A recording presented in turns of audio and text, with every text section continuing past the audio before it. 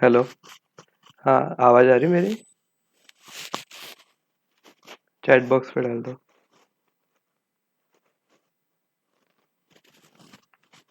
ठीक है, तो आज नेक्स्ट डे अपना सेकेंड डे। आज अपन पूरे पूरे देर एप्लीकेशन बनाएंगे। तो आज के इसमें अपन बहुत सारा कोड देखने वाले हैं और बहुत सारा कोड बहुत कम टाइम में देखना है अपन को। तो मैं वैसे कोड तो एक्सप्लेन करूंगा ही मैं, पर हर एक लाइन हो सकता है बहुत सारे लाइंस मेरे से छूट जाएंगी। मीनिंग बोलो, कोई कोई चीज़ का मीनिंग बोलो, कोई स्पेसिफिक कैरेक्टर का मीनिंग बोलो। तो आज मैं एंड पे जिन जिन लोगों ने रजिस्ट्रेशन वगैरह बराबर किए हैं, उनके मेल पे मैं वो जिप फाइल आज के कोड्स की भेज दूंगा। तो तुम एक बार वो सब पूरे कोड्स देख के उसमें तुमको क्या लगता है, क्या डाउट वगैरह कुछ अगर आया तो कल मेरे को एक बार पूछ लेना, ठीक है? वैसे मैं मैक्सिमम तो आज ही तुमको पूरा समझाने की कोशिश करूंगा। नेक्स्ट मेरे को एक जानना था, अपने इधर सेकेंड ईयर के बहुत सारे लोग हैं। तुम्हारा ऑब्जेक्ट ओरिएंटेड प्रोग्रामिंग हुआ है क्या? ऑब्जेक्ट क्या रहता है, क्लास क्या रहता है, ये तुमको आइडिया है क्या कुछ? अगर मालूम होगा तो यस यस डालो, नहीं तो नो डाल दो चैट बॉक्स में।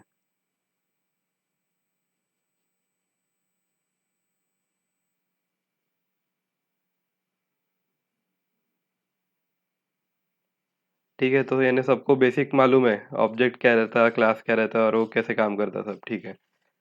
तो नेक्स्ट फिर अपन डायरेक्ट वो पार्ट स्किप करके डायरेक्ट अपने एप्लीकेशन पे जाते, ठीक है?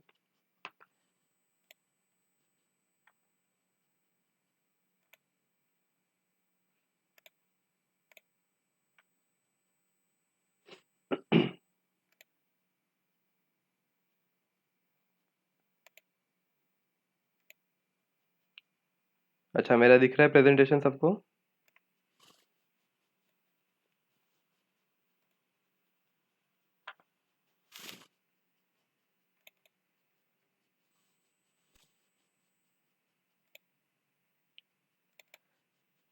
ठीक है, तो अपन एप्लीकेशन बनाना शुरू करने से पहले अपन समझ लेते हैं कि अपन बनाने क्या वाले हैं आज, ठीक है? तो बेसिकली ये अपनी पूरी ऐसी एप्लीकेशन रहेगी। तो अपन पार्ट बाय पार्ट अपनी पूरी एप्लीकेशन बनाएंगे, ठीक है? क्या क्या करना है उसमें अपन एक एक करके देखेंगे। अपन ने कल जैम्प सर्वर देखे, कैसे शुरू करना, क्या करना। तो सबसे पहला अपना ये यहाँ पे लोकल सर्वर बनाएंगे अपन जैम्प पे, ठीक है? उस पे अपने अपने आप वो एसक्यूएल सर्वर बना देगा और अपाचे सर्वर अलग से बनेगा, ठीक है? एसक्यूएल सर्वर में अपना डेटाबेस रहेगा। जो अभी अपन क्वेरीज वगैरह डाल के उसमें टेबल बनाएंगे और उसका अपन उसमें डेटा वगैरह पूरा डालेंगे।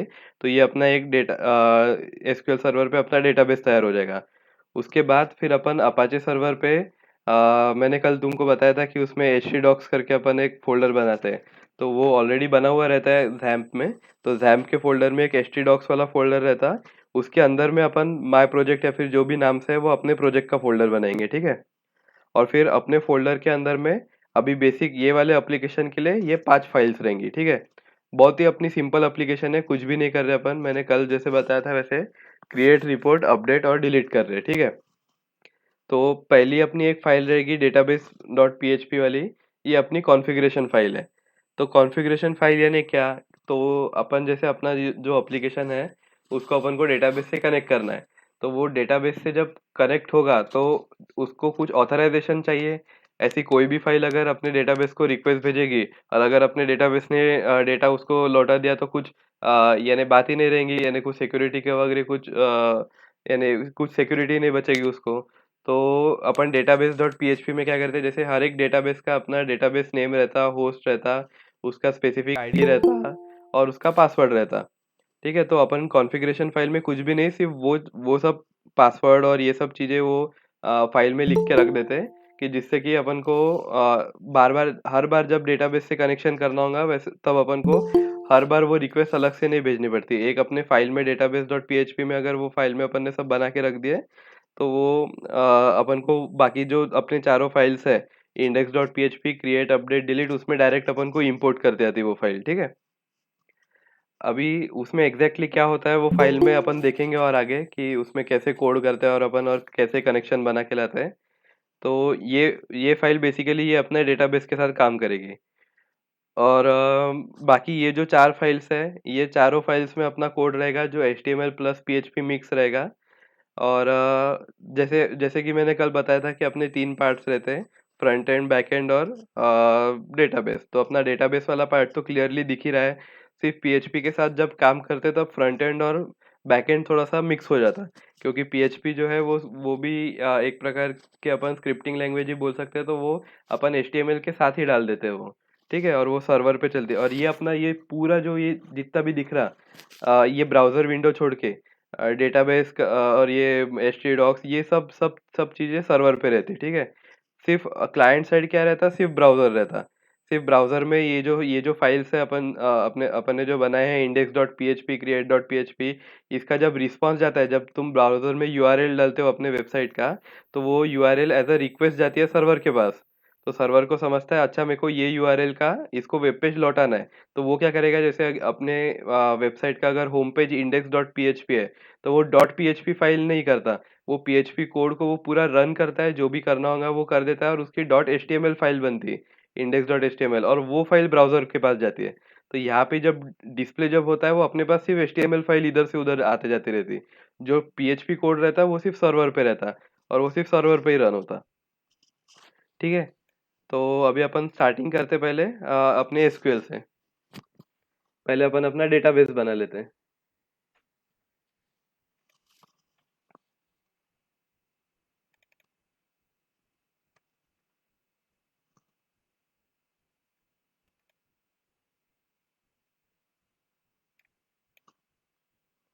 ठीक है? ये दोनों अपन ने सर्वर शुरू कर दिए।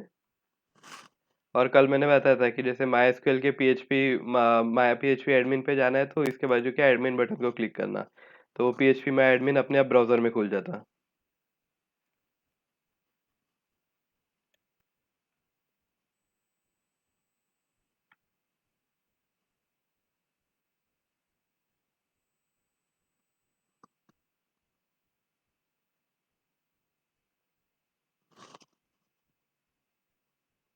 ठीक है, अभी अपन नया डेटाबेस बनाएंगे ये इसके लिए। नए डेटाबेस का नाम दे दो एप्लीकेशन 1। ठीक है, और क्रिएट। अभी अपन को टेबल बनाना है। तो अभी ये सब टेबल वगैरह बनाने के लिए जो मैंने बताया था कल, तुम लोग इससे इसके थ्रू भी कर सकते हैं। ये इसका जो जीयूआई है उसके थ्रू भी कर सकते हैं या फिर डायरेक्ट एसक्यूएल भी लिख सकते हैं। तो अपन अपना पहला टाइम है इसलिए अपन जीयूआई नहीं करेंगे, अपन को समझना है एग्जैक्टली क्या हो रहा है, उसके लिए अपन एसक्यूएल लिखेंगे पूरा पूरा। ठीक है,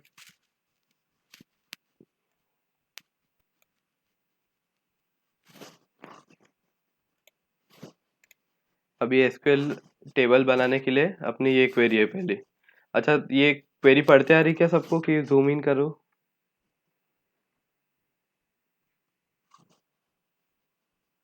ठीक है, सबको दिख रही क्वेरी? अब इसमें बहुत सारे पार्ट्स हैं जो अपन ने वैसे कल कवर नहीं किए थे, तो कुछ कुछ पार्ट्स है जिनका काम नहीं है तो वो मैं निकाल देता हूँ।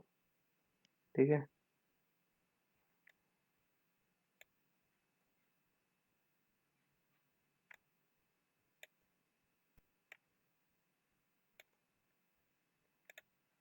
ठीक है, ये अपने टेबल बनाने की क्वेरी हो गई। इसमें कल कल जो अपन ने देखे थे उससे एक चीज तुमको एक्स्ट्रा दिखेंगी, ये जो नॉट नल लिखा हुआ है। ठीक है, जैसे कल अपन ने जब टेबल बनाए थे तब अपन ने उसके ऊपर कुछ भी रेस्ट्रिक्शंस नहीं डाले थे। जब अपन वो टेबल में डेटा डाल रहे हैं तो हो सकता है कि किसी ने सिर्फ पहले ही कॉलम में डेटा डाल दिया क्वेरी डाल के, और या फिर कोई दो तीन ही कॉलम में डाल दिया, तो पर अपन को वैसा नहीं चाहिए ना, अपन को डेटा कभी भी कंसिस्टेंट चाहिए। तो अगर नॉट नल मैंने अगर लिख दिया हर एक के सामने, हर एक कॉलम के सामने, तो उसका मीनिंग क्या होता है कि जब क्वेरी एग्जीक्यूट होंगी तब वो कॉलम में कुछ ना कुछ डेटा जाना ही चाहिए। अगर कुछ भी डेटा नहीं रहा तो वो क्वेरी एग्जीक्यूट नहीं होंगी, वो एरर देंगी। ठीक है, तो ये नॉट नल का ये मीनिंग रहता है। तो नॉट नल क्या है? नॉट नल अपन एक उसको रूल लगा रहे हैं, ठीक है? ऐसे बहुत सारे रूल रहते हैं, जैसे यहाँ पे नॉट नल लिखा हुआ मैंने, वैसे यूनिक करके एक आता है, या फिर यूनिक रहता है एक, फिर एक प्राइमरी की रहता है, और ऐसे बहुत सारे टाइप के अपन को रेस्ट्रिक्शंस लगाते रहते हैं, तो वो तुमको बाद में एक्सप्लोर करना है। ठीक है, अभी फिलहाल के लिए अपने काम के लिए नॉट नल ही सिर्फ नॉट नल ही सिर्फ ये है वैल्यू, यानी अभी तक रिलेवेंट है। ठीक है, तो इसको अपन एग्जीक्यूट करते हैं। क्या एरर बोल रहा है? अच्छा, ये कॉमा ज़्यादा का हो गया। ठीक है, अब ये अपनी क्वेरी एग्जीक्यूट हो गई। तो देखो अपना ये प्रोडक्ट्स नाम का टेबल बन गया। ठीक है, प्रोडक्ट नाम का टेबल बन गया, इसमें 4 कॉलम्स है अपने, आईडी, नेम, डिस्क्रिप्शन और प्राइस। ठीक है, अभी नेक्स्ट अपन को क्या करना है, इसमें डेटा डालने का है। तो डेटा डालने के लिए कल अपन ने इंसर्ट इनटू वाली क्वेरी देखे थे। तो वही अपन को अभी यहाँ पे वो क्वेरी लिखना है।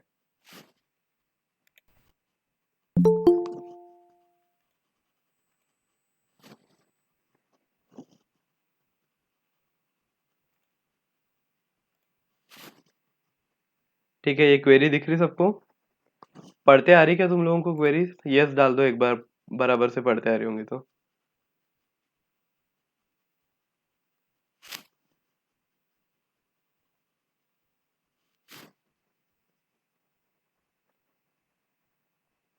ठीक है, तो यहाँ पे अपन क्या कर रहे हैं, सिर्फ कल अपन ने ये इतनी क्वेरी देखी थी, इंसर्ट इनटू प्रोडक्ट्स, और अपन ने कॉलम के नाम लिखे थे और वैल्यूज।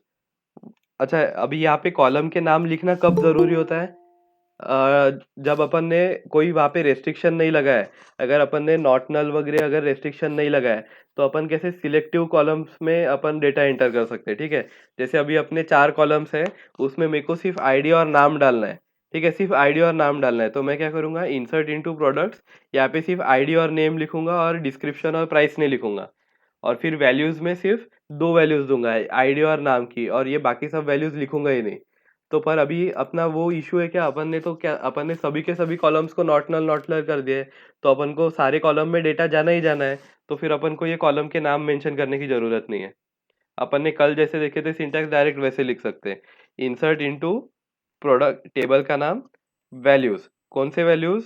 पहले रो में ये वैल्यूज चाहिए अपन को, जिसमें हर एक कॉमा सेपरेटेड वैल्यू अलग अलग कॉलम में जाएगी। ठीक है, और ये सब रोज कॉमा से सेपरेटेड रहते हैं।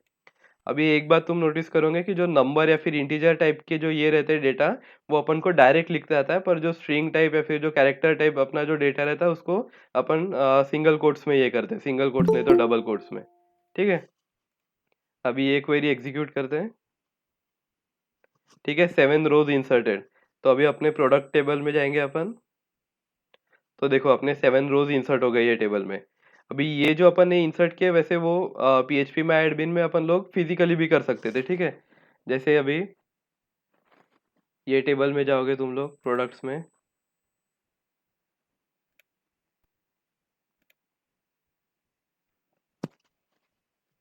इंसर्ट में। तो तुमको इंसर्ट में देखो, यहाँ पे हर एक कॉलम की वैल्यू यहाँ पे, ये फंक्शन वगैरह तुम्हारा अभी काम का नहीं है, डायरेक्ट वैल्यू डाल के तुम कर सकते हो। जैसे वैल्यू, मैं आईडी दे देता हूँ कुछ तो भी, 11, नेम बोल देता हूँ शैम्पू, उसका डिस्क्रिप्शन दे देता हूँ वॉशिंग हेयर, प्राइस दे देता हूँ 100। ठीक है, और गो। तो मेरा ये एक रो ऐसा भी ये हो गया, इंसर्ट हो गया। ठीक है, तो यानी ये पीएचपी में एडमिन में तुमको उतना फैसिलिटी मिलती है कि तुम लोग डायरेक्ट जीयूआई यूज करके भी अपने टेबल्स एडिट कर सकते हो। ठीक है, देखो ये टेबल में एडिट हो गया। ठीक है, तो नेक्स्ट अभी अपन को क्या करना है, अभी अपना टेबल बन गया, डेटाबेस बन गया। ये डेटाबेस अपन अभी सिंपल एप्लीकेशन बना रहे, इसलिए एक टेबल है और सिर्फ 11 एंट्रीज है। जब अपन इंडस्ट्रियल लेवल पे जब ये सब काम करता है, तब अपने ऑलमोस्ट हंड्रेड्स में टेबल्स रहते हैं, और एक एक टेबल में करोड़ों में एंट्रीज रहती है। ठीक है, तो बेसिकली उसके लिए अपन को ये डेटाबेस लगता है, उतना बड़ा डेटा हैंडल करने के लिए। अभी तो ठीक है, अपने सिर्फ 11 ही एंट्रीज है, और यानी एक ही टेबल है। ठीक है, नेक्स्ट अभी अपन को क्या देखना है कि आ, ये जो मैंने बोला था कि कॉन्फ़िगरेशन फाइल में अपन को लिखना पड़ता है, उसका होस्ट नेम और ये सब चीज़ें लिखनी पड़ती है। तो ये सब चीज़ें पता कहाँ से चलेंगी? तो बाय डिफ़ॉल्ट जो रहता है, एक मिनट में कोड खोल लेता हूँ एक बार। सबसे पहले अपन htdocs फोल्डर में चले जाते हैं अपने। ठीक है, ये XAMPP htdocs फोल्डर में गए।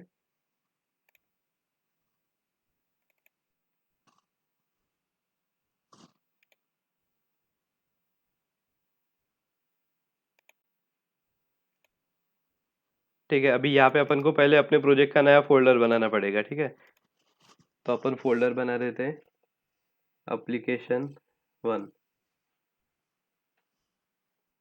ये फोल्डर के अंदर गए। अभी तुम लोग कोई भी एडिटर यूज कर सकते हो कोड लिखने के लिए। मैं usually visual studio code use करता हूँ, पर तुमको लगे तो तुम लोग टेक्स्ट फाइल भी बना सकते हो। टेक्स्ट फाइल में पूरा कोड लिखने के बाद उसको सेव एज डॉट पीएचपी किया तो वो भी काम करता है, ठीक है। पर मैं विजुअल स्टूडियो कोड के साथ ये पूरा कोडिंग कर रहा हूँ।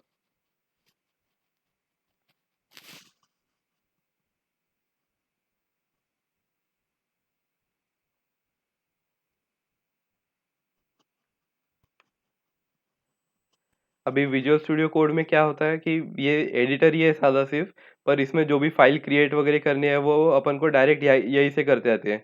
अपन को राइट क्लिक करके उसको पहले टेक्स्ट फाइल खोलो, फिर उसको सेव एज करके डॉट पीएचपी करो।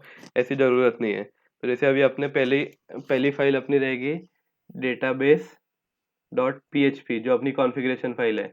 तो डायरेक्ट मैंने यहाँ पे डाल के वो नाम बना दिया, तो ये अपनी फाइल खुल गई, देखो डेटाबेस डॉट पीएचपी।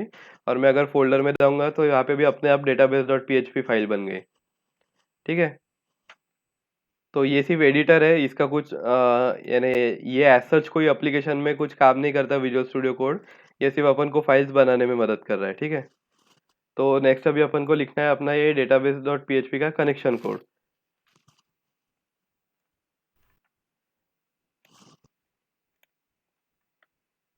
ठीक है, ये आ गया अपना कॉन्फ़िगरेशन फाइल का कोड।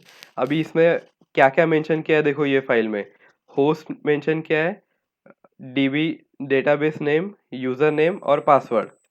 अभी जो होस्ट जो है वो हमेशा बाय डिफ़ॉल्ट लोकल होस्ट रहता है, क्योंकि अपन ने लोकल सर्वर बनाया है जैम्प यूज़ करके। तो बाय डिफ़ॉल्ट होस्ट नेम हमेशा लोकल होस्ट रहेगा, ठीक है। डेटाबेस नेम ये जो अभी पुराना वाला था उसका है। अभी यहाँ पे अपन ने डेटाबेस नेम क्या दिए थे, एप्लीकेशन 1। तो एप्लीकेशन 1 ये अपना डेटाबेस नेम रहेगा। इसका फोल्डर से कुछ लेना देना नहीं है बरा। ये जो अपन ने इधर में बनाया एप्लीकेशन 1, वो नाम वहाँ पे डालना है, ठीक है। ये देखो एप्लीकेशन 1, तो ये अपना डेटाबेस नेम हो गया। तो वो अपन ने वहाँ पे एप्लीकेशन 1 डाल दिया। User name by default root रहता है, क्योंकि अपना रूट फोल्डर में ही सब चीज़ें चलती रहती है। अभी नेक्स्ट अपन को डालना है पासवर्ड। तो पासवर्ड भी वैसे बाय डिफ़ॉल्ट यही रहता है, यानी पासवर्ड बाय डिफ़ॉल्ट कुछ भी नहीं रहता, तो तुम इसको ब्लैंक ही छोड़ना पड़ता है। पर कभी कभी हो सकता है कि उसके कॉन्फ़िगरेशन फाइल में कुछ तो भी पासवर्ड रह सकता है, ओरिजिनल अलग कुछ तो भी। तो वो पासवर्ड अपन को कैसे दिखेगा, ये माई एसक्यूएल में अपन ने एडमिन में गए थे पिछले बार। अभी अपन को कॉन्फ़िग में जाना है। तो कॉन्फ़िग से क्या होगा, माई एसक्यूएल की जो my dot I N I configuration file है वो खोलते आती है अपन को। तो उधर में अगर अपन गए तो अपन को यहाँ पे पूरा उसकी ये कॉन्फ़िगरेशन फाइल दिखती। तो इसमें बाकी कोई भी चीज़ को कुछ भी हाथ नहीं लगाना, ठीक है, क्योंकि ये सब उसके इंटरनल जो काम करता है, उसको जो भी कॉन्फ़िगरेशन सेटिंग्स लगते हैं वो सब किए हुए रहते हैं। सिर्फ यहाँ पे ढूंढना कि पासवर्ड हैशटैग पासवर्ड करके कहाँ पे दिख रहा।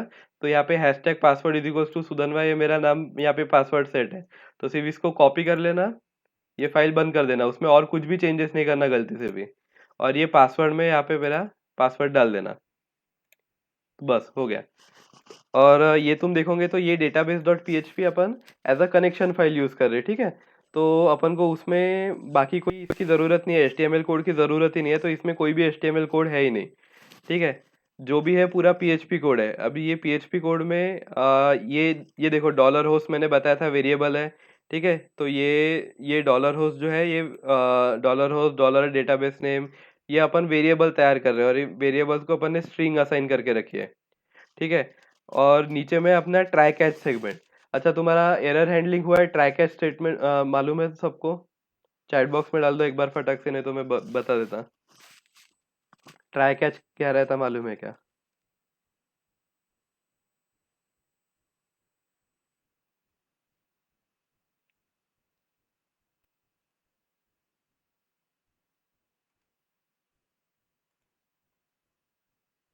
ठीक है, यानी सबको मालूम है ट्राई कैच क्या रहता, ठीक है। हाँ, तो जो जैसा अपन सी सी प्लस प्लस में या फिर जावा में जैसा होता है अपना ट्राई कैच, वैसे ही सेम टू सेम इधर होता है ट्राई कैच। ट्राई में अपन लिखते हैं कि जो भी कोड अपन को चेक करना है एरर्स के लिए, वो उसके लिए वो अपन ट्राई में डालते हैं। और एक्सेप्शंस जो भी अपन को हैंडल करना है उसके लिए अपन कैच लिखते हैं। अभी इसमें ये डॉलर कॉन ये अपन ने और एक वेरिएबल बनाया, पर ये वेरिएबल में कोई डेटा नहीं जा रहा। अभी ये वेरिएबल में क्या डाल रहे हैं अपन, ऑब्जेक्ट डाल रहे हैं। अभी न्यू तुमको याद होगा, न्यू सी प्लस प्लस में भी न्यू यूज़ होता है, और इसमें जावा में भी न्यू होता, न्यू यूज़ होता नया ऑब्जेक्ट क्रिएट करने के लिए, ठीक है। तो अपना ये जो पीडीओ जो है, ये है पीएचपी डेटा ऑब्जेक्ट। तो पीडीओ फंक्शन क्या करता है कि जो अपन ने ये जो दिए हैं ये सब वेरिएबल्स, इसके मदद से वो अपने डेटाबेस से कनेक्शन एस्टेब्लिश करता है, ठीक है।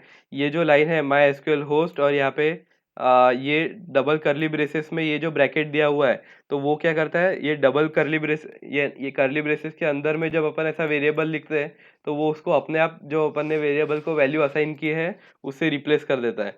तो सपोज कर लो, जैसे अभी मैं यहाँ पे अगर सिर्फ डॉलर होस्ट ऐसा लिखूंगा तो ये मेरा वेरिएबल हो गया, पर मैंने अगर इसके आजू बाजू में अगर मैंने करली ब्रेसेस लगा दिए, तो ये जो है मेरा वैल्यू ऑफ वेरिएबल हो गया, ठीक है। तो जब मैं ऐसा लिखता हूँ तो उसका मीनिंग होता है वैल्यू ऑफ वेरिएबल। तो यहाँ पे my SQL host is equals to क्या होगा, वैल्यू ऑफ वेरिएबल होस्ट यानी लोकल होस्ट, और DB name is equals to value of DB name यानी एप्लीकेशन वन, और वैसे ही यूजर नेम और पासवर्ड, ठीक है। और अभी यूजर नेम और पासवर्ड को अपन ने वैल्यू ऑफ ये नहीं दिया, क्योंकि वो यूजर नेम और password as a argument pass हो रहे हैं, और ये डीबी नेम और होस्ट जो है एज अ स्ट्रिंग पास हो रही है, ठीक है। तो अपन को जो स्ट्रिंग में पास हो रहा है उसको अपन को सिर्फ वैल्यू निकालना है उसकी, और बाकी ये दोनों तो एज अ आर्ग्यूमेंट ही पास हो रहे हैं। तो ये पीडीओ मेथड के थ्रू इसका एक नया ऑब्जेक्ट बन के आ रहा है जो कॉन में स्टोर हो रहा है, ठीक है। अभी ये कॉन यानी क्या है, ये कनेक्शन ऑब्जेक्ट है। ये ये जब भी ये ऑब्जेक्ट, ये जो कंस्ट्रक्टर इसका एग्जीक्यूट होगा जब अपन न्यू पीडीओ करते हैं, तो कंस्ट्रक्टर्स वगैरह तुमको मालूम होंगे ना, जब नया ऑब्जेक्ट बनता है तब जो सबसे पहली बार जो मेथड एग्जीक्यूट होती है उसको कंस्ट्रक्टर बोलते हैं। तो ये ऑब्जेक्ट्स में इंटरनली कंस्ट्रक्टर ऐसे एग्जीक्यूटेड है जो ये होस्ट पे जाते हैं, वो डेटाबेस ढूंढते हैं, वो डेटाबेस को यूजर नेम और पासवर्ड देते हैं, और उससे ऑथेंटिकेट करवाते हैं कि ठीक है ये डेटाबेस और ये सब मैच कर रहा है और पासवर्ड वगैरह सब मैच कर रहा है, तो ओके है। तो वो सब इंफॉर्मेशन वापस आके अपने कनेक्शन ऑब्जेक्ट में स्टोर हो जाती है। अभी नेक्स्ट इसके आगे अपन को जो भी डेटाबेस के साथ करना है, वो कनेक्शन ये जो वेरिएबल है उसके थ्रू होगा। अभी ये कनेक्शन जो वेरिएबल है जिसमें ऑब्जेक्ट स्टोर्ड है अपना पीएचपी डेटा ऑब्जेक्ट्स का, उसमें बहुत सारी अलग अलग मेथड्स रहती है, ठीक है। वो अपन मेथड्स आगे देखेंगे, पहले अभी के लिए सिर्फ इतना समझ लो कि यहाँ से कनेक्शन एस्टेब्लिश हो गया, और एक अपने पास एक ऑब्जेक्ट आके कौन ये वेरिएबल में स्टोर हो गया।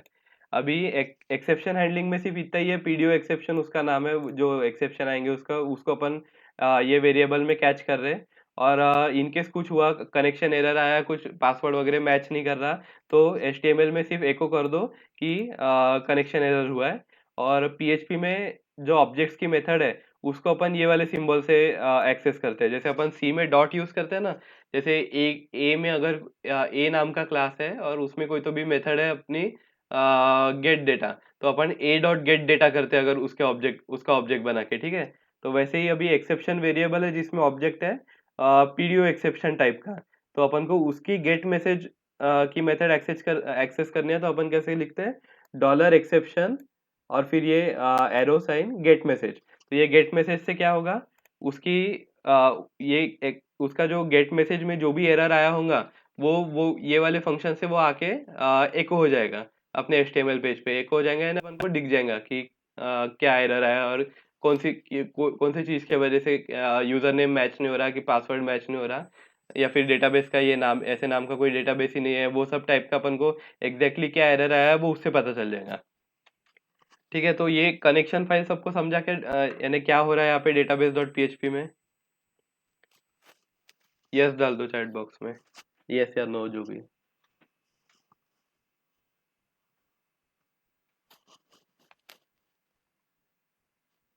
और सब यस डाल रहे हैं इसलिए यस मत डालना, अगर किसी को नहीं समझाऊंगा जेन्युइनली तो पूछ सकते हैं।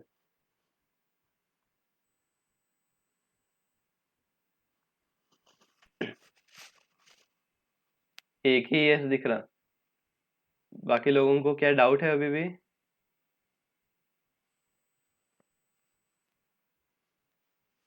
देखो ये जितना हो सके उतना समझने की कोशिश कर दो, क्योंकि इसके बाद कोड बहुत बढ़ने वाला है।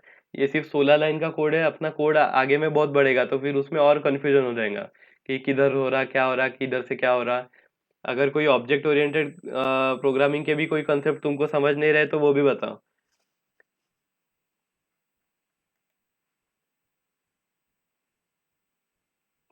अच्छा ठीक है, समझ गया सबको। तो ये अपना डेटाबेस डॉट पीएचपी ये फाइल अपनी तैयार हो गई है। अभी नेक्स्ट फाइल अपन कौन सी बनाएंगे? सबसे पहले इंडेक्स डॉट पीएचपी बनाते हैं, जो अपना होम पेज रहेगा। तो एक बार अपना होम पेज बन गया तो फिर अपन को देखते आएगा कि अपना डेटाबेस रन हो रहा है कि नहीं। ठीक है, यहाँ पे इंडेक्स डॉट पीएचपी फाइल अपन ने बना दी है। ठीक है, अभी सबसे पहले क्या करते हैं कि जो भी अपना HTML का कोड रहने वाला, उसका आगे का, वो पहले डाल देते हैं। ठीक है, बाद में जो PHP है वो अपन आगे पीछे में बाद में ऐड करेंगे। ठीक है, सबसे पहले PHP अपना HTML का कोड डाल देते हैं इसमें। ये अपना इतना बड़ा HTML का कोड हो गया। अभी ये कोड दिखने में बड़ा है, पर इसमें देखो, ध्यान से देखोगे तो ज़्यादा कुछ भी नहीं है। क्या है? Doc type HTML। ये डॉक टाइप अपन ब्राउजर को HTML डॉक्यूमेंट है ये बताने के लिए यूज़ करते हैं यूजुअली। HTML टैग ओपन हो रहा है, टाइटल में दे दिया अपन ने PHP CRUD tutorial. Link link में मैंने कल बताया था कि लिंक में अपन क्या देते हैं। तो जैसे अभी ये वाले इसमें अपन बूटस्ट्रैप यूज़ कर रहे हैं, तो अपन को बूटस्ट्रैप का CDN लगेगा। तो उसके लिए लिंक अपन रिलेशन में दिए। बूटस्ट्रैप मैंने बोला था एक प्रकार की CSS शीट ही है। तो रिलेशन में स्टाइल शीट दे दिया और ये बूटस्ट्रैप का CDN का लिंक रहता वो दे दिया। ठीक है, ये ऑनलाइन। अच्छा, ये बूटस्ट्रैप काम करने के लिए ये बहुत ज़रूरी है कि तुम लोग नेट से कनेक्टेड रहना ज़रूरी है। भले ही सब चीज़ें लोकल सर्वर पे चल रही, पर जो बूटस्ट्रैप की जो भी फाइल है वो ऑनलाइन नेट से आ रही, नेट के यूआरएल से आ रही। तो अगर तुम ऑफलाइन पूरा काम कर रहे हो तो बूटस्ट्रैप काम नहीं करेगा। ये यहाँ पे अपन ने स्टाइल इसमें थोड़ा बहुत CSS दे दिया, सिर्फ मार्जिन वगैरह देने के लिए। ये जो है, ये वेरिएबल नाम है वो MR, यानी मिडल से राइट से 1 EM, वो यानी इसके जगह पे अपन ABCD भी दे सकते थे। ठीक है, वो सिर्फ अपन ने क्लास क्रिएट किया है और उसमें हर एक क्लास का ये दे दिया कि मार्जिन राइट कितनी रहेगी, मार्जिन बॉटम कितनी रहेगी, मार्जिन लेफ्ट और मार्जिन टॉप। तो इसके आगे अपन को ये प्रॉपर्टीज किसी को भी अप्लाई करनी होंगी तो सिर्फ अपन को class is equal to MR 1 EM लिख दिया तो उसको मार्जिन राइट लग जाएंगी 1 EM की। 1 EM भी सबको याद होगा, तो मैंने कल बताया था रिलेटिव साइजिंग रहता ये रिस्पॉन्सिव वेबसाइट बनने के लिए। ठीक है, अभी यहाँ से अपनी मेन बॉडी शुरू हो रही कंटेनर की। ठीक है, अभी जो अपन ने कल जो बूटस्ट्रैप डिस्कस किए थे, उसमें एक क्लास रहता है कंटेनर करके। ठीक है, अभी मैंने तुमको कल बताया था कि जो भी अपन वेबसाइट बनाते हैं वो रिस्पॉन्सिव होनी चाहिए। विंडो का साइज जैसे चेंज हो रहा है वैसे वेबसाइट का विंडो का यानी जो एलिमेंट्स है उसके अंदर के वो सब भी बराबर अपने आप स्केल होने चाहिए, छोटे बड़े होने चाहिए। तो उसके लिए अपन क्या करते हैं कि बूटस्ट्रैप का ये रहता है क्लास कंटेनर करके एक क्लास रहता है, उसके अंदर में जितनी भी अब सब चीजें है, जो भी अपना कोड है, पूरा HTML का पेज का पूरा कोड है, वो अपन एक कंटेनर के अंदर डाल देते हैं। तो उससे क्या होता है कि वो बूटस्ट्रैप खुद ही मैनेज कर लेता है वो, कि उसको एलिमेंट्स को कैसे मूव करना है, उनको कितनी मार्जिन रखना है और कैसे वो रीडेबल रखना है, सब चीजें। इसलिए अपन ने एक डिवीजन बना दिया है HTML में और उसमें क्लास कंटेनर दे दिया है। उसके अंदर और एक डिवीजन है, उसमें पेज हेडर डाल दिए। ये पेज हेडर भी बूटस्ट्रैप का ही है।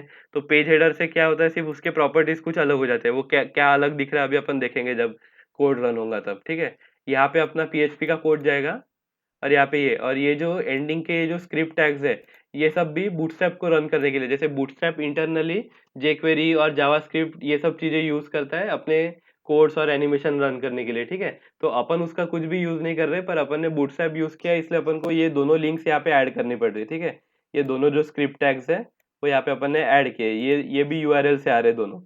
और ये HTML पेज खत्म हो गया। तो अपन देखते हैं अभी, सेव कर लेते हैं दोनों फाइल्स।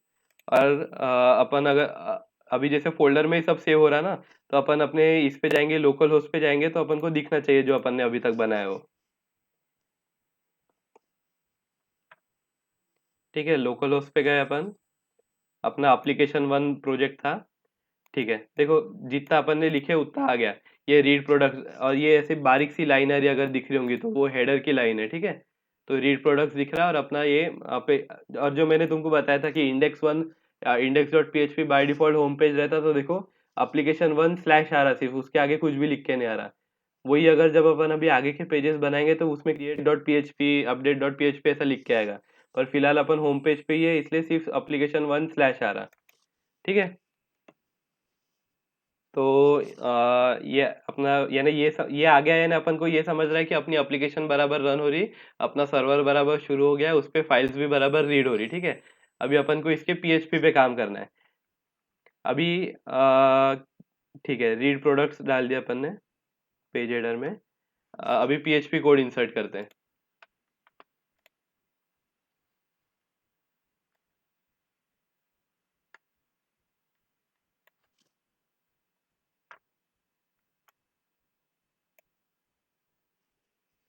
देखो अभी इंडेक्स डॉट पीएचपी पे अपना क्या रहने वाला, अपन को इंडेक्स डॉट पीएचपी मैंने कल तुमको ये दिखाया था, अपनी वेबसाइट दिखाया था, वो याद है क्या?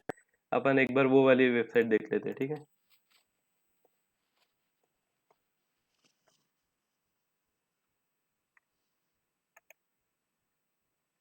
ये ये कल मैंने तुमको दिखाया था, अपन एग्जैक्ट यही चीज बनाने वाले, ठीक है। तो अभी अपने इंडेक्स डॉट पीएचपी पे क्या आ रहा, ये रीड प्रोडक्ट्स जो था अपना वो आ रहा बराबर। अभी क्या मिसिंग है, अपन को सारे रिकॉर्ड्स लाना है। और ये सारे रिकॉर्ड्स कहाँ से आ रहे, डेटाबेस से आ रहे, ठीक है। तो ये डेटाबेस से ये रिकॉर्ड लाने के लिए जो पीएचपी कोड है वो अभी अपन देखेंगे यहाँ पे। अभी सबसे स्टार्टिंग ये पीएचपी कोड स्टार्ट कहाँ से हो रहा है, ये मैं इसको हाईलाइट करके रखता हूँ, ठीक है। ये अपना इतना पीएचपी कोड अपन ने अभी डाले, बाकी सब पहले से था, एचटीएमएल कोड जो अपन ने पहले देखे, ठीक है। अभी ये पीएचपी कोड में क्या हो रहा, इंक्लूड डेटाबेस डॉट पीएचपी। जो मैंने बोला था कि जब भी डेटाबेस के साथ काम करना है अपन को, तो वो कनेक्शन जो एक वेरिएबल रहता कौन नाम का, वो अपन को लगता ही लगता है, ठीक है। तो वो हर बार अपन को लिखना नहीं पड़ना चाहिए, इसलिए अपन ने डेटाबेस डॉट पीएचपी नाम की फाइल बना दी। और अभी जो भी अपन पीएचपी का कोड लिखते हैं जो डेटाबेस से इंटरेक्ट करता है, उसमें सिर्फ अपन को ऊपर में लिखना पड़ता है इंक्लूड डेटाबेस डॉट पीएचपी। ये जैसी ही ये फाइल इंक्लूड होंगी, वैसे ही वो एग्जीक्यूट भी हो जाएगी। तो जो कॉन वेरिएबल वगैरह जो अपन ने उसमें डिफाइन किए थे, वो अपन डायरेक्टली अभी ये वाले पीएचपी कोड में यूज कर सकते हैं। इसके अलावा जो अपन ने अभी क्वेरी वहां पे टाइप किए थे, इसमें माई वो पीएचपी माई एडमिन में क्वेरी टाइप किए थे अपन ने, वैसे अभी अपन को कुछ तो भी करके वो क्वेरी एग्जीक्यूट करना है। तो अपन वो क्वेरी एग्जीक्यूट करने के लिए पहले क्या करेंगे, पहले स्ट्रिंग एक क्वेरी नाम का एक वेरिएबल बना लेते हैं अपना, ठीक है। ये dollar query is equal to ये अपना पीएचपी का वेरिएबल है। और इसमें अपन ने जो भी अपनी क्वेरी थी उसका एक स्ट्रिंग डाल दिया पूरा, ठीक है। Select ID, name, description, price. अपन को चार चीजें चाहिए। अपना टेबल कौन सा है, from products, order by ID descending. अपन को डिसेंडिंग ऑर्डर में, आईडी के डिसेंडिंग ऑर्डर में अपन को सब चीजें चाहिए, ठीक है। तो अपन ने क्या लिखे, select ID, name, description, price from products, order by ID descending. ये अपन ने अभी इसका कुछ सिग्निफिकेंस कुछ भी नहीं है, कुछ एग्जीक्यूट नहीं हो रहा, कुछ नहीं हो रहा। ये सिर्फ अपन ने एक स्ट्रिंग लिख दे, और ये स्ट्रिंग ये क्वेरी नाम के वेरिएबल को असाइन कर दिया, ठीक है। अभी अभी अपन नेक्स्ट क्या कर रहे हैं, एक स्टेटमेंट नाम का वेरिएबल बना रहे हैं। स्टेटमेंट का शॉर्ट फॉर्म लिखा है एसटीएमटी। अभी अगर याद होगा तो ये वाली फाइल में अपन ने वो कौन नाम का वेरिएबल बनाए थे, वो ऑब्जेक्ट में एक मेथड है प्रिपेयर, ठीक है। प्रिपेयर से क्या होता है कि प्रिपेयर जो फंक्शन है, या फिर जो मेथड है, वो मेथड को अपन स्ट्रिंग पास करते हैं। और फिर वो बताता है पीएचपी को कि ये जो स्ट्रिंग है, ये जो सीरीज ऑफ लेटर्स जो मैं तुमको बता रहा हूँ, ये एक क्वेरी है और इसको एज अ क्वेरी ट्रीट करो करके। तो ये क्या करेगा, कौन की प्रिपेयर क्वेरी, कौन के मेथड में प्रिपेयर क्वेरी जब डालेंगे, तो वो इसका ऑब्जेक्ट बना देगा, और वो ऑब्जेक्ट डालेगा एसटीएमटी में। और अभी ये जो ऑब्जेक्ट है ये क्वेरी ऑब्जेक्ट है, ठीक है। अभी स्टेटमेंट में अपनी समझ लो क्वेरी है, अभी ये क्वेरी को अपन को एग्जीक्यूट करना है। तो ये स्टेटमेंट का एक ऑब्जेक्ट है एग्जीक्यूट, एक मेथड है एग्जीक्यूट। तो स्टेटमेंट, और मैंने बोला था उसको एक्सेस करने के लिए अपन एरो यूज करते हैं, स्टेटमेंट और उसको एरो यूज करके एग्जीक्यूट, यानी क्या हो गया, वो स्टेटमेंट में जो भी क्वेरी थी अपन ने डाली थी यहाँ पे प्रिपेयर करके, वो क्वेरी एग्जीक्यूट हो जाएगी, ठीक है। अभी क्वेरी एग्जीक्यूट हो गई, तो अभी रिजल्ट भी आया होगा। तो वो जो रिजल्ट रहता है वो सब वो पूरा फिलहाल के लिए स्टेटमेंट में ही स्टोर रहता है, जो भी रिजल्ट आया होगा एग्जीक्यूट होके, ठीक है। अभी अपन को देखना है कि एक बार अगर चेक करना है तो अपन एको करके देख सकते हैं कि बराबर से ये आया है कि नहीं, रिजल्ट बराबर से आया है कि नहीं। तो स्टेटमेंट की एक मेथड है रो काउंट। तो स्टेटमेंट रो काउंट किया तो वो क्या रिटर्न करता है कि कितने रोज रिटर्न हुए, यानी कितने रोज डेटाबेस से स्टेटमेंट वेरिएबल में आके स्टोर हुए। तो वो अपन स्टोर कर रहे हैं नम एक वेरिएबल में, ठीक है। अभी ये आइडियली ये कितना आना चाहिए अपनी डेटाबेस में, कितने रोज है, 1 2 3 4 5 6 7 8 है।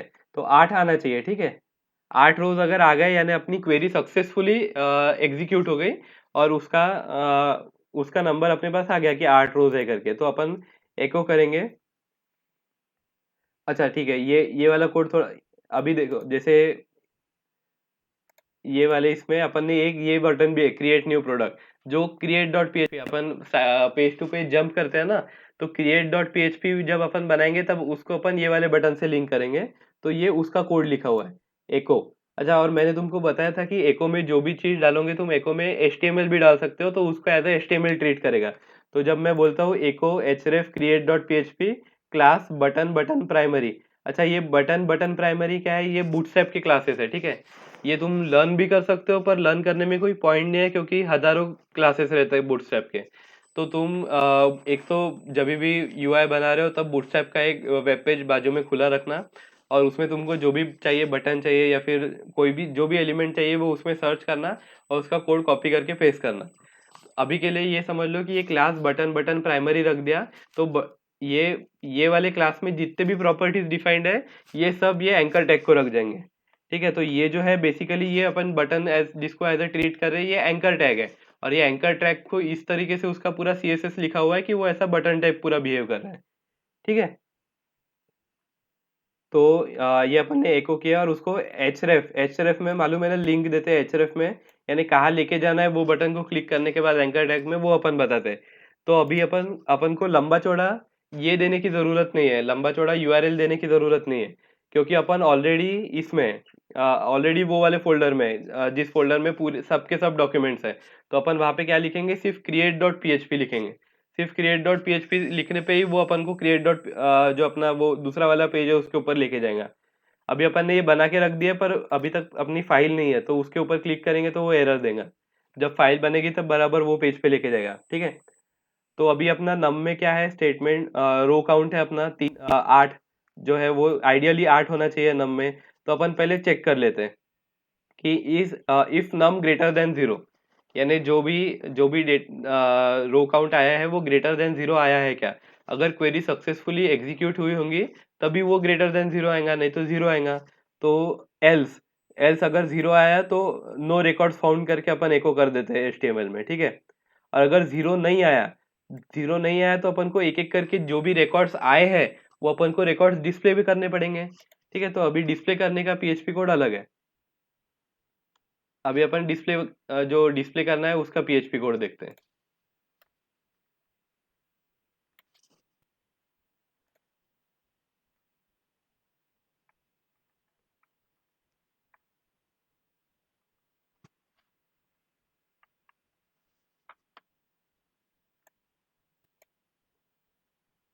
ठीक है, अभी ये if num greater than zero के ब्रैकेट्स में डाल रहा हूं मैं, ठीक है। अगर डेटा मिला तो डेटा मिलने के बाद क्या करना है, एको पहले तो अपन टेबल बना रहे हैं, यहाँ पे अपना टेबल में पूरा डेटा दिया हुआ है, तो अपन टेबल बना रहे हैं। एको टेबल क्लास टेबल होवर, अभी ये जो टेबल होवर और टेबल रिस्पॉन्सिव और टेबल बॉर्डर्ड, ये सब बूटस्ट्रैप की चीजें। तुम सोचो अगर मैं सिर्फ सीएसएस ये बनाता, एक सीएसएस शीट बनाता, तो मेरे को वो टेबल को ऐसा होवर इफेक्ट देने के लिए और उसको ऐसे बॉर्डर देने के लिए और बाकी सब चीजें देने के लिए कितना कितना सारा सीएसएस लिखना पड़ता था। पर मैंने क्या किया, मैंने बूटस्ट्रैप इंक्लूड कर दिया और बूटस्ट्रैप के सिर्फ ये क्लासेस इसके टैग के अंदर लिख दिए, तो उनकी जो भी प्रॉपर्टी है वो अपने आप वो टेबल को लग गई, ठीक है।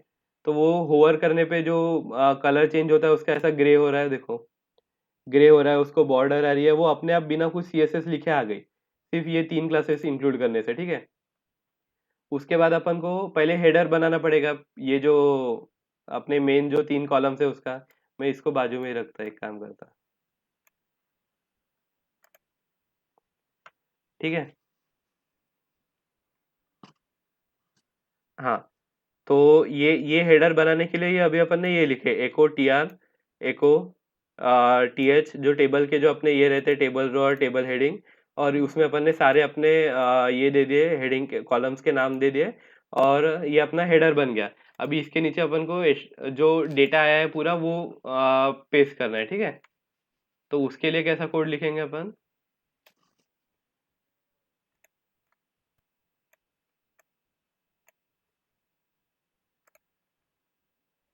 ठीक है। वाइल यहाँ पे अपन एक व्हाइल लूप लगा रहे हैं क्योंकि अपन को अपने मल्टीपल रोज है ना, तो अपन हर एक रो के लिए हार्ड कोडेड तो लिख नहीं सकते। अभी अभी 8 रोज है, कल को मैं उसमें और डेटा डालूंगा, मैंने और प्रोडक्ट्स बढ़ा दिए, उसमें कुछ 20-25 रोज आ जाएंगे, तो अपन हार्ड कोड नहीं कर सकते, तो अपन को हर एक रो के लिए व्हाइल लूप में अपन डेटा फेच करके आएंगे। तो व्हाइल लूप के अंदर गए अपन, और व्हाइल लूप में क्या कर रहे हैं अपन, डॉलर रो रो नाम का नया वेरिएबल बनाया है, is equal to statement dot fetch. अभी फेच के अंदर जो है उसका मीनिंग समझने की कोशिश मत करो, सिर्फ इतना समझ लो कि फेच से क्या हो रहा है कि स्टेटमेंट के अंदर जो भी डेटा है उसका एक रो वो ला रहा। ठीक है, तो स्टेटमेंट एरो फेच से क्या हुआ, एक रो आया और वो एक रो डॉलर रो में स्टोर हो गया। अभी व्हाइल का अगर तुमको मालूम होगा लूप यानी कंडीशन कैसे चेक करती है, करता है व्हाइल लूप, तो उसमें कैसे रहता है कि व्हाइल, जब तक व्हाइल में वन आ रहा है, यानी जैसे अपन ने कोई एक्सप्रेशन भी डाल दिया वहां पे, तो one 5 greater while I greater than 5 डाल दिए, तो आई ग्रेटर देन 5 हो गया, तो उसका क्या होता है कि उस तो भी पॉजिटिव, उसका पॉजिटिव वैल्यू आ रही है उसकी, 1 बोल सकते हैं अपन, जो भी है। तो वही अगर यहाँ पे व्हाइल में अगर जब तक कोई तो भी नंबर आ रहा है रो में, जब तक स्टेटमेंट स्टेटमेंट एरो फेच से कोई ना कोई रो रिटर्न हो रही है, तब तक ये व्हाइल लूप जो है वो एग्जीक्यूट होते रहेगा। ठीक है, तो रो में क्या आएगा, एक तो रो की जो भी वैल्यू है अपनी स्ट्रिंग, वो आएगी, नहीं तो कुछ नहीं आएगा। जब कुछ नहीं आएगा तब व्हाइल जीरो क्या होता है, व्हाइल जीरो पे लूप टर्मिनेट हो जाता है। ठीक है, तो व्हाइल जीरो पे वो लूप एग्जिट कर देगा। अभी फिलहाल के लिए व्हाइल रो में पहली रो आएगी। अभी ये रो आ गई, इसको अपन ने क्या किया, एक्सट्रैक्ट नाम की मेथड रहती है पीएचपी में, एक्सट्रैक्ट रो कर दिए।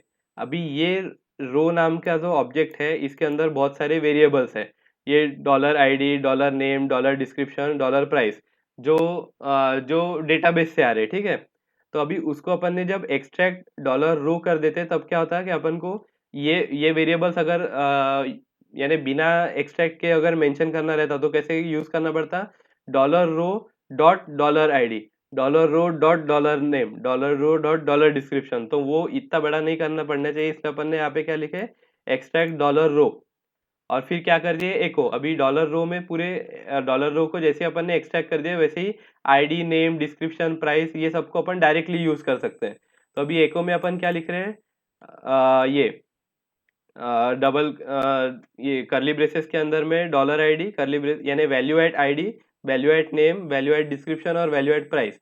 और ये सब वैल्यूज कौन से हैं, जो डेटाबेस के पहले रो से चेंज होके आई है। ठीक है, अभी इसमें अपन ने दो लिंक्स भी दिए हैं, जो अपनी अपडेट और डिलीट की है। ठीक है, ये जो अपन ने देखे थे ये बटन्स की अपडेट और डिलीट, तो एक रो में अपनी आईडी है, एक में नेम है, एक में डिस्क्रिप्शन है, एक में प्राइस है, और एक्शन नाम के जो आखिरी वाला कॉलम है उसमें अपना अपडेट और डिलीट है, एडिट और delete.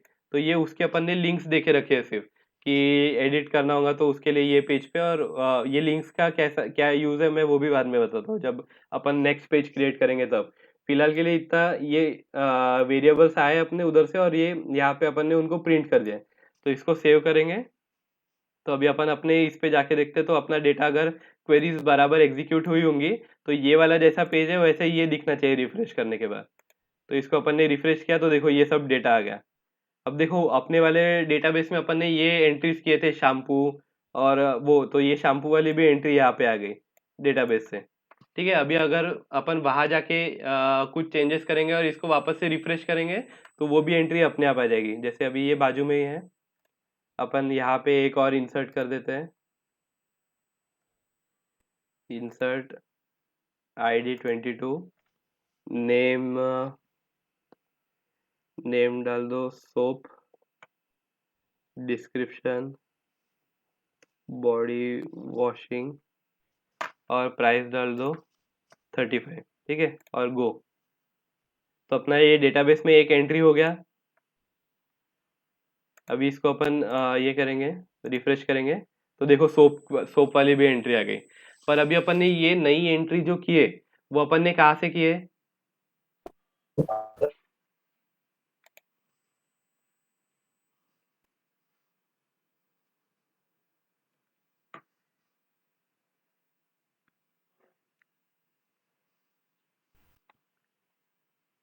Hello,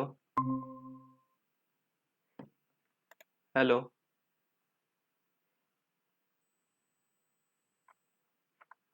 hello. Yes, you are audible. हाँ, इधर मेरे तरफ से कनेक्शन इशू है, सॉरी। अभी अभी आ रहा है आवाज?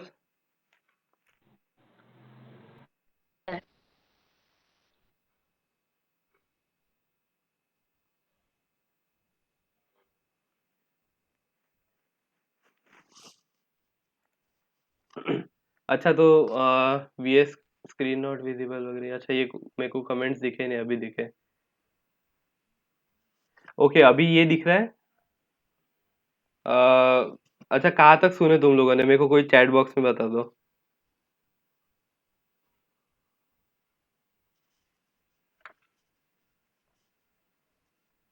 कहाँ कहाँ तक के सुनाई दिया?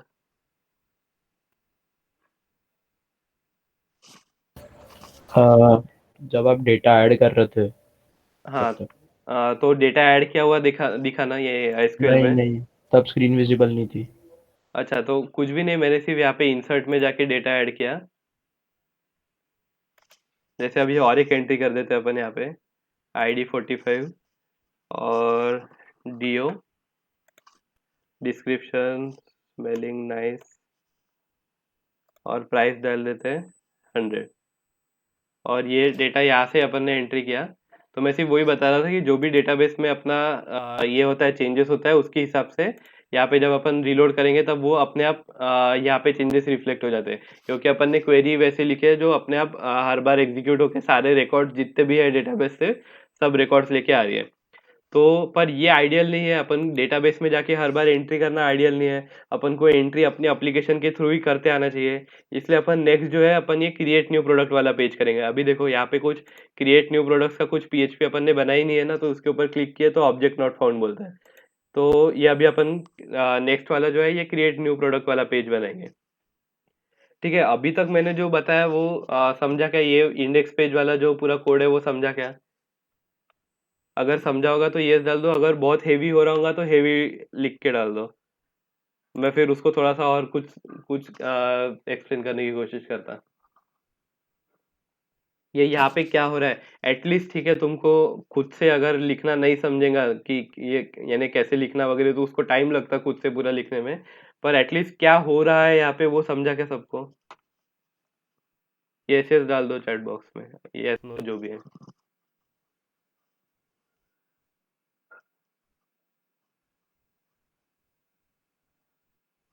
मेरे को ज्यादा रिस्पॉन्सेज सेकेंड ईयर वालों से चाहिए। फोर्थ ईयर वालों को ये कंसेप्ट थोड़े से यानी बहुत लोगों को ये कंसेप्ट पूरे अच्छे से मालूम है ऑब्जेक्ट के वगैरह। सेकेंड ईयर वालों के लिए ऑब्जेक्ट ओपी वगैरह ये सब नए कंसेप्ट है, इसलिए तुम लोग ज्यादा बताओ कि समझ रहा कि नहीं बराबर।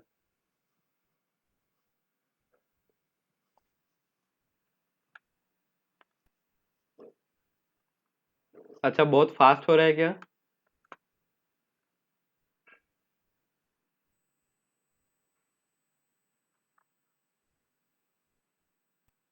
चैट बॉक्स में डालो।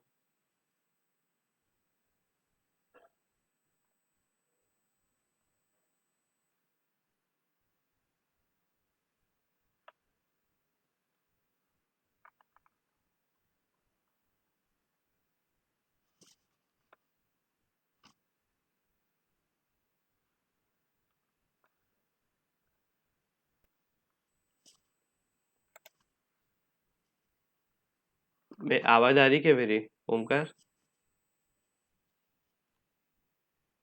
हाँ हाँ, आ रही है। हाँ, ठीक है। चलो फिर अगले पेज पे बढ़ते हैं। तो अपना ये इंडेक्स डॉट पीएचपी एक पेज हो गया। अभी नेक्स्ट अपन बनाएंगे cr create डॉट php। अभी जो एकदम हेवी वाला जो कोड था वो सिर्फ अपना इंडेक्स डॉट पीएचपी में था, क्योंकि इंडेक्स डॉट पीएचपी में अपन को बहुत करना था। ठीक है, वहाँ पे यानी अपन को क्वेरी पूरा डेटाबेस से क्वेरी लेके आना था। मल्टीपल रिकॉर्ड्स के साथ अपन डील कर रहे थे। इसके आगे कोड थोड़ा थोड़ा थोड़ा छोटा होगा, ठीक है। अभी क्रिएट डॉट पीएचपी में क्या करना है अपन को?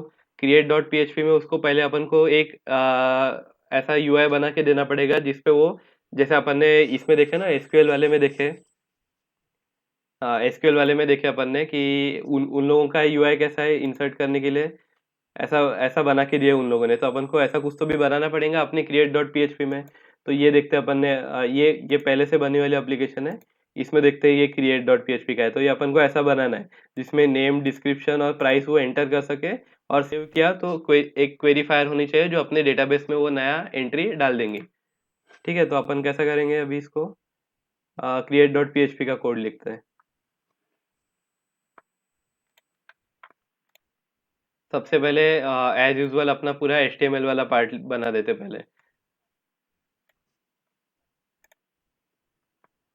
ठीक है, ये फॉर्म एचटीएमएल की आउटर बॉडी बन गई पूरी। ठीक है, सिर्फ अभी अपन को क्या करना है, मैंने कल बताया था कि जब जब भी अपन कोई एप्लीकेशन बनाते हैं तो डेटाबेस में कोई भी ये करते समय क्या बोलते हैं, तो डेटाबेस के साथ कोई भी इंटरेक्शन करते समय अपन एक तो रिक्वेस्ट करते हैं, नहीं तो डेटाबेस से रिस्पॉन्स आता है। और वो रिक्वेस्ट में एक तो गेट रहता है, नहीं तो पोस्ट रहता है। ठीक है, तो अभी अपन जब क्रिएट करेंगे डेटाबेस में कोई एंट्री, तो अपन को क्या करना पड़ेगा, पोस्ट करना पड़ेगा। ठीक है, डेटा पोस्ट करना पड़ेगा, अपन को पोस्ट रिक्वेस्ट भेजना है। तो डेटा पोस्ट रिक्वेस्ट भेजने के लिए अपन को क्या लगेगा, फॉर्म लगेगा। ठीक है, तो अब अपन को एक एचटीएमएल फॉर्म बनाना पड़ेगा जिसमें अपन जिसका जो भी डेटा है वो अपन उसको एज अ क्वेरी उसको पोस्ट कर सकते हैं। ठीक है, तो अभी मैं फॉर्म का कोड ऐड करता है इसमें। ये अपना सिर्फ ऊपर नीचे का पार्ट था एचटीएमएल का, और ये यहाँ पे अपन ने डाल दिए एचटीएमएल का फॉर्म। अभी फॉर्म में क्या हो रहा है, फॉर्म में यहाँ पे अपन ने एक्शन में दिया है PHP echo HTML special character server PHP self. ठीक है, ये लाइन से क्या होता है, एक्शन है ना, एक्शन क्या बताता है कि जब फॉर्म सबमिट होगा तब कहाँ जाना है। ठीक है, कंट्रोल पेज का कंट्रोल कहाँ जाना है या फिर वो डेटा को किधर भेजना है। अभी जो अपना जो भी पीएचपी का कोड है वो अपना इसी पेज में रहने वाला है, जो क्रिएट डॉट पीएचपी है। वो क्रिएट डॉट पीएचपी का जो भी पीएचपी कोड है अपन इसी पेज पे डालने वाले हैं। तो अपन को क्या चाहिए कि जब फॉर्म जब ये हो, पोस्ट हो या फिर जो भी जब भी फॉर्म सबमिट करे, तब वो फॉर्म का डेटा कहाँ जाना चाहिए, इसी पेज के पास वापस आना चाहिए। इसी पेज के पास वापस आएगा, पर वो एचटीएमएल वाले पार्ट में नहीं जाएगा, वो पीएचपी वाले पार्ट में जाएगा। ठीक है, तो उसके लिए अपन क्या करते हैं, एको एचटीएमएल स्पेशल कैरेक्टर सर्वर, ये इसका इंटरनल वेरिएबल है ये। ठीक है, डॉलर हैश सर्वर ये अपन ने कहीं पे भी डिफाइन नहीं किए, और इंटरनल वेरिएबल है, उसको अपन ने पीएचपी सेल्फ बोले तो वो क्या करता है कि जो भी पेज पे अपन है उसी पेज का नाम रिटर्न कर देता है। ठीक है, तो बेसिकली एक्शन टैग में अपन ये बताते हैं कि डेटा भेजना किधर है। ठीक है, ये सिर्फ इतू सा पार्ट देखो पीएचपी ऐसे भी यूज कर जाता है। अभी पूरा एचटीएमएल है और सिर्फ इतना सा जो पार्ट है एक्शन में दिया हुआ वो अपन ने पीएचपी में लिखा हुआ है। और एको किया तो मैंने बोला था एको में जो भी रहता है वो एज एचटीएमएल आ जाता है। तो जब ब्राउजर के पास जब ये पेज जाएगा तब वो कैसे होगा, एचटीएमएल कोड एग्जीक्यूट होगा, इसके थ्रू वो जो वेब पेज का नाम है वही रिटर्न होगा। और फॉर्म और ब्राउजर कैसे पढ़ेगा उसको, form action create dot PHP method post ऐसे पड़ेगा। ठीक है, ये जो पीएचपी का कोड है पूरा वो रिप्लेस हो जाएगा। और मेथड देखो, मेथड में क्या दिया है, पोस्ट, जैसे मैंने तुमको अभी समझाया कि अपन को पोस्ट करना है जो भी है अपना जो भी डेटा है अपन को डेटाबेस में डालना है, तो अपनी पोस्ट रिक्वेस्ट जाएगी डेटाबेस को। ठीक है, तो इसके बाद अपन ने क्या किया, टेबल बनाए, जैसे नॉर्मल अपन फॉर्म बनाते हैं वैसे सिर्फ फॉर्म के अंदर में अपन ने एक टेबल बनाया, टेबल में नेम, डिस्क्रिप्शन, प्राइस, और यहाँ पे इनपुट लिए। ठीक है, टेबल के आगे कहा गया, हाँ, और एक नई चीज यहाँ पे तुमको दिखेंगे कि ये जो टेबल के जो एलिमेंट्स है, इसमें जहाँ पे अपन इनपुट ले रहे हैं, जो इनपुट टैग्स है, उसको अपन ने क्लास में फॉर्म कंट्रोल दिया है। तो ये जो फॉर्म कंट्रोल है ये भी बूटस्ट्रैप का ही एक क्लास है। इससे क्या होता है कि जो भी एक फॉर्म के जितने भी एलिमेंट्स है वो फॉर्म के साथ, जैसे अभी यहाँ पे अपन इनपुट में इनपुट टैग यूज करके सबमिट कर रहे हैं, नहीं तो अगर नॉर्मल अपन जब एचटीएमएल पेज बनाते हैं तब अपन सबमिट टैग या फिर सबमिट बटन जो रहता है वो अलग रहता है। तो उसको समझना चाहिए ना कि ये फॉर्म जब सबमिट होगा तब ये कौन सा डेटा ये फॉर्म में भेजना है। तो जो जो डेटा अपन को भेजना है उसके आगे अपन इनपुट में फॉर्म कंट्रोल क्लास में फॉर्म कंट्रोल डाल देते हैं। ठीक है, अभी अपन ने इनपुट टाइप हर इसमें टेक्स्ट लिया है, यहाँ पे टेक्स्ट एरिया लिया है, और यहाँ पे भी अपन ने टेक्स्ट लिया है, तो अपन उसको एज अ टेक्स्ट ही भेज रहे हैं।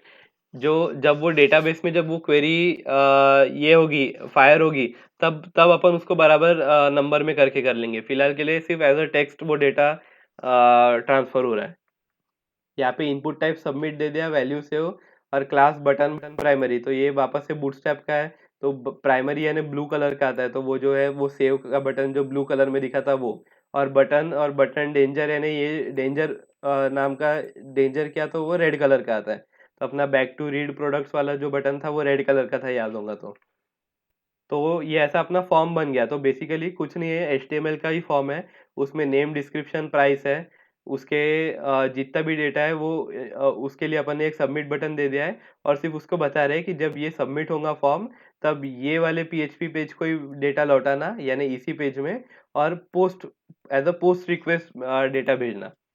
ठीक है, अभी ये डेटा जो इसी पेज के पास आ रहा है, वो डेटा हैंडल करने के लिए अपन को PHP कोड लगेगा एक। तो अभी वो वाला कोड देखते हैं।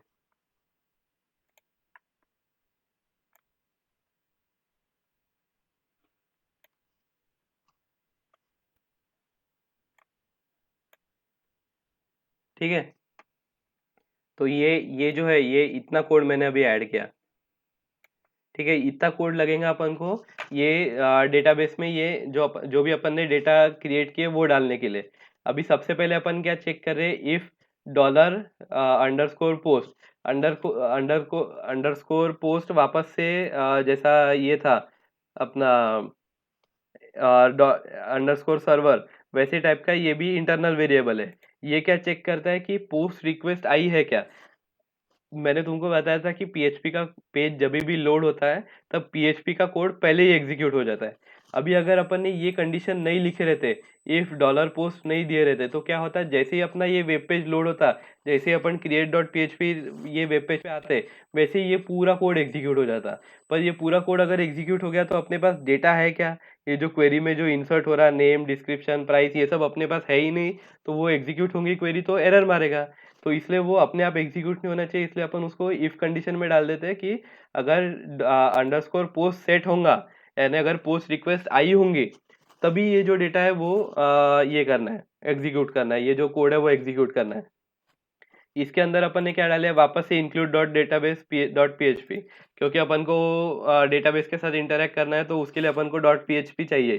ठीक है, तो इंक्लूड डेटाबेस डॉट पी अपन ने इंक्लूड किया, तो अपने पास कौन ऑब्जेक्ट आ गया, सब चीज़ें आ गई।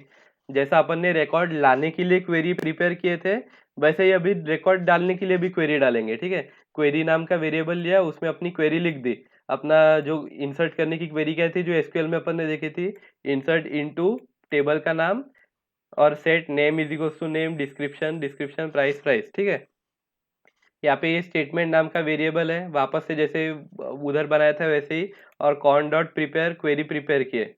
अभी इसमें एक चेंज क्या है, अभी अपन को ये सब पहले, यानी ये उस टाइम पे जब अपन को जब रिकॉर्ड लाने थे, तब अपन ने डायरेक्ट स्टेटमेंट डॉट एग्जीक्यूट कर दिए थे इसके बाद में। पर अभी एग्जीक्यूट करना करते आएगा क्या, नहीं, क्योंकि अपन को ये जो वेरिएबल्स है, नेम, डिस्क्रिप्शन, प्राइस, ये अपन ने अभी तक सेट ही नहीं किए। तो उसको सेट करना पड़ेगा पहले वेरिएबल्स की, जो कौन सा डेटा है वो लाने के लिए। तो अपन क्या करेंगे, ये वेरिएबल्स लेंगे। ये तीन टेम्पररी वेरिएबल्स बनाए अपन ने, dollar name, dollar description, dollar price. और इसके अंदर में अपन को फॉर्म फॉर्म से जो डेटा आया है, वो डेटा अपन को ये वेरिएबल्स में डालना है। तो वो फॉर्म से आया हुआ डेटा कैसे लेंगे, जो डॉलर पोस्ट अपन ने सेट किया हुआ है वो देखे ना अपन ने। तो ये डॉलर पोस्ट जो है, ये रिक्वेस्ट ऑब्जेक्ट है। तो ये ऑब्जेक्ट के अंदर ही वो पूरा फॉर्म का डेटा भी रहता है। ये पूरा डेटा लेके ही ये ऑब्जेक्ट PHP के पास आता है। तो डॉलर पोस्ट के अंदर में अपन को जो भी चाहिए वो पूरा डेटा है। और वो डेटा अपन कैसे निकालेंगे, HTML स्पेशल कैरेक्टर्स, यानी HTML से लाया हुआ डेटा है। उसके टैग्स जो है, आजू बाजू में जो टैग्स रहते हैं इनपुट के टेक्स्ट एरिया के, वो टैग्स हटा देना है। स्ट्रिप टैग से उसके जो है टैग्स है वो हट जाते हैं। और स्क्रिप्ट और काय के टैग्स हटाना है, डॉलर पोस्ट नेम, जो अपन ने यहाँ पे दिया था देखो, क्रिएट डॉट पी के HTML में अगर अपन जाएंगे, तो यहाँ पे देखो अपन ने नेम दिया है, इसका नेम डिस्क्रिप्शन दिया है, इसका नेम प्राइस दिया है। तो ये जो नेम जो अपन देते हैं वो याद रखना पड़ता है, क्योंकि यही नेम से अपन उसको बाद में एक्सेस करते हैं। तो डॉलर पोस्ट नेम किया, तो वो क्या ढूंढेगा कि मेरे फॉर्म में नेम नाम का कौन सा टैग है, तो ये रिटर्न होगा। इनपुट इतना इतना पूरा इनपुट वाला पार्ट। ठीक है, इनपुट वाले पार्ट से स्ट्रिप टैग्स से वो इनपुट वगैरह सब चीज़ें हटा देगा। और जो मेन जो डेटा जो इनपुट हुआ है वो ही HTML स्पेशल कैरेक्टर से पार्स होके ये वेरिएबल में स्टोर हो जाएगा। तो ये तीनों लाइन एग्जीक्यूट होने के बाद अपने पास नेम, डिस्क्रिप्शन, प्राइस, ये तीनों वेरिएबल्स में जो डेटा अपन ने वहाँ पे एंटर किए थे वो आ गया। अभी अपन को क्या करना है, ये जो डेटा अपने पास पीएचपी के वेरिएबल में जो है वो अपन को ये क्वेरी में डालना है। ठीक है। अभी ये जो जो अपन ने यूज किया इक्वल्स टू और colon, equals to colon name जो किया है, यानी ये टेम्पररी टेम्पररी अपन ने लिखे हुए हैं। ठीक है। ये टेम्पररी को अगर हटाना होगा तो कैसे करते हैं अपन, स्टेटमेंट डॉट या स्टेटमेंट एरो बाइंड पैरामीटर्स। ये बाइंड पैराम जो लिखा है ये बाइंड पैरामीटर्स मेथड है।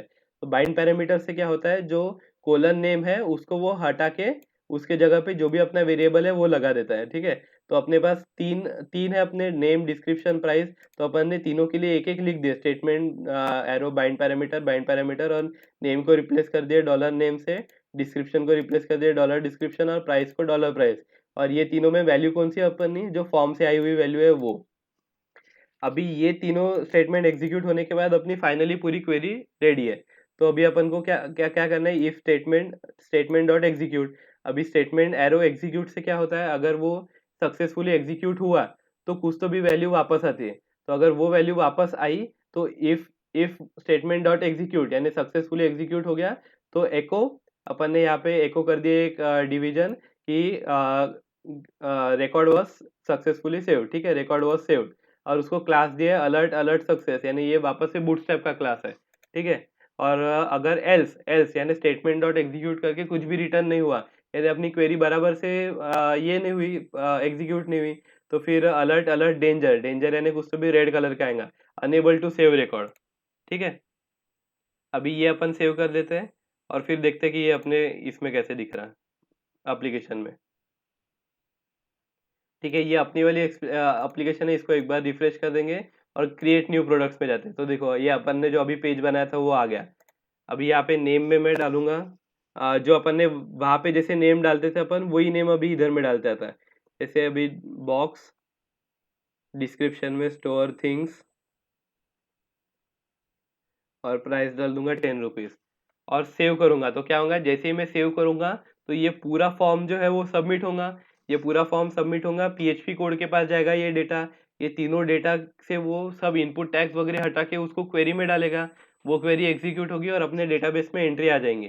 तो जब मैं यहाँ पे सेव करता हूँ तो अभी देखो अभी एरर आया, अनेबल टू सेव रिकॉर्ड, यानी कुछ तो भी गड़बड़ हुई। और ये देखो अभी जो ये रेड कलर का आया और ये रेड कलर का पूरा अलर्ट आया, इसका अपन ने कहीं पे भी कोडिंग किया क्या, नहीं। ये सब कहाँ से आया, ये बूटस्ट्रैप से आया। सिर्फ बूटस्ट्रैप का अपन ने बटन बटन डेंजर किए थे, बटन बटन डेंजर किए थे, तो वो अपने आप उसकी पूरी कोडिंग आ गई उसके अंदर में। अभी अपन देखते हैं कि यहाँ पे प्रॉब्लम क्या हुआ करके। ठीक है, 1 मिनट, हाँ।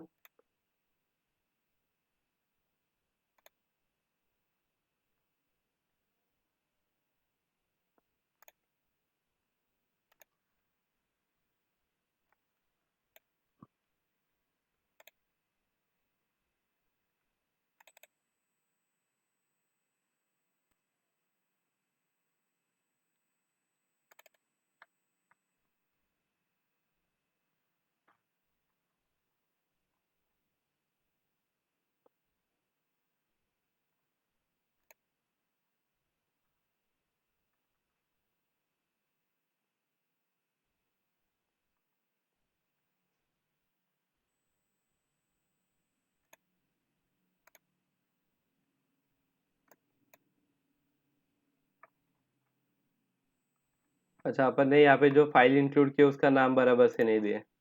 ठीक है, इसको डेटाबेस डॉट पीएचपी चाहिए, डेटाबेस डॉट पीएचपी।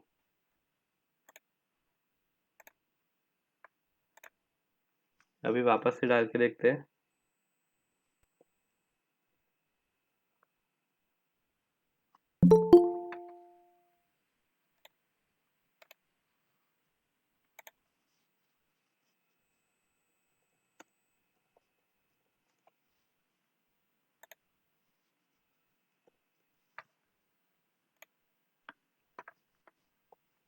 अभी भी एरर आ रहा है। ठीक है, तो अभी अपन ये ऐसे तुम जब तक तुम खुद से करके नहीं देखोगे ना तब तक ऐसे ये ऐसे टाइप के एरर्स जब तक आएंगे नहीं तब तक तुमको यानी अच्छे से कैसे पूरा ए टू जेड बनाना वो समझेगा नहीं, क्योंकि ये आधा टाइम तो डेवलपमेंट का एरर्स निकालने में ही जाता है, ठीक है। यानी मोस्ट ऑफ द टाइम जब अपन ये पूरी कोडिंग करते हैं तो मेन बात वही रहती है कि जो लिखने वाला पार्ट रहता है वो बहुत जल्दी हो जाता है, और मेजॉरिटी ऑफ टाइम जो है लोगों का जो स्पेंड होता है वो एरर्स निकालने में ही जाता है। तो डेवलपमेंट के वक्त तो ऐसे बहुत सारे एरर्स आते हैं। तो छोड़ो, अभी फिलहाल अपने पास ये ऑलरेडी तैयार की हुई एप्लीकेशन है, तो अपन इससे देख सकते हैं। इसमें अपन डाल देते हैं box description store things price 10, ठीक है। इसको मैं सेव करता हूँ तो अच्छा, अनेबल टू सेव रिकॉर्ड, इसमें भी एरर आ रहा।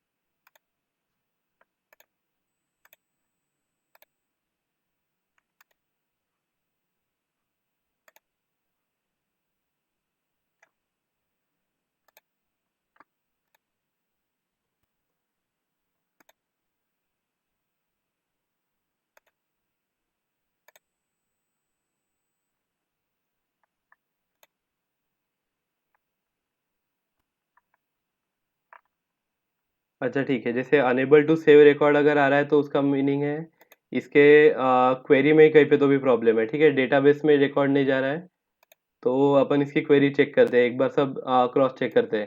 क्या क्या दिया अपन ने, नेम डिस्क्रिप्शन प्राइस, अच्छा ये देखो मैंने क्रिएटेड वाला हटा दिया था ना, ठीक है। क्रिएटेड वाली जो ये है, क्रिएटेड डेट,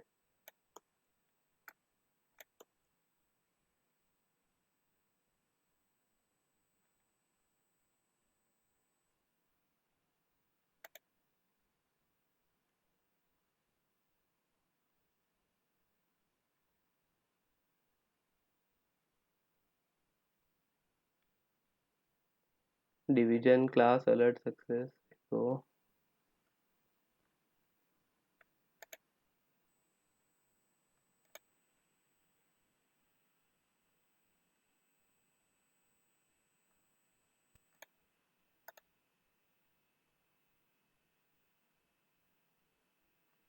लाइन 34,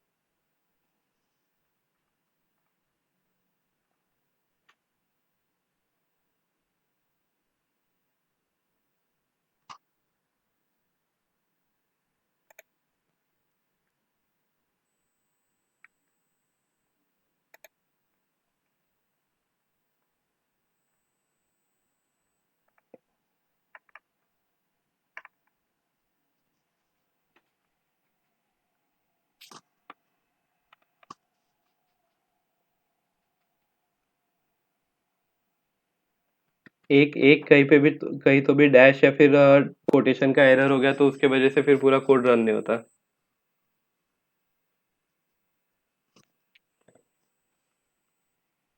1 मिनट, हाँ।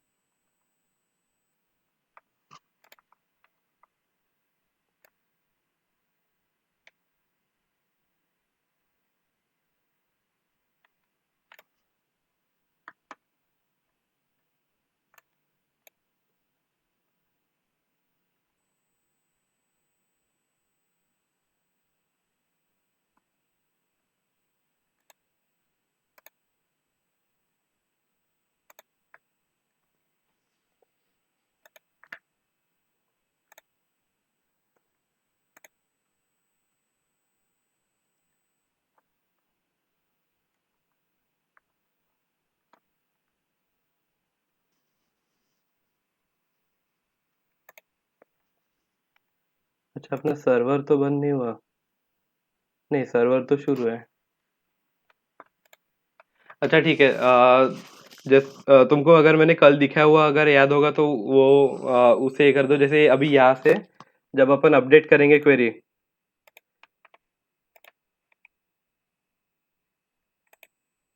यहाँ से जब अपन सेव करेंगे तो अपने आप डेटाबेस में क्वेरी चली जाएगी। अब ये क्या एरर आ रहा, तो वो एरर फिलहाल निकल नहीं रहा, तो मैं तुमको जब नोट्स भेजूंगा तो उसमें मैं पूरे एरर्स निकाल के भेजता हूँ, ठीक है। तो नेक्स्ट अभी अपन नेक्स्ट चीज पे बढ़ जाते हैं।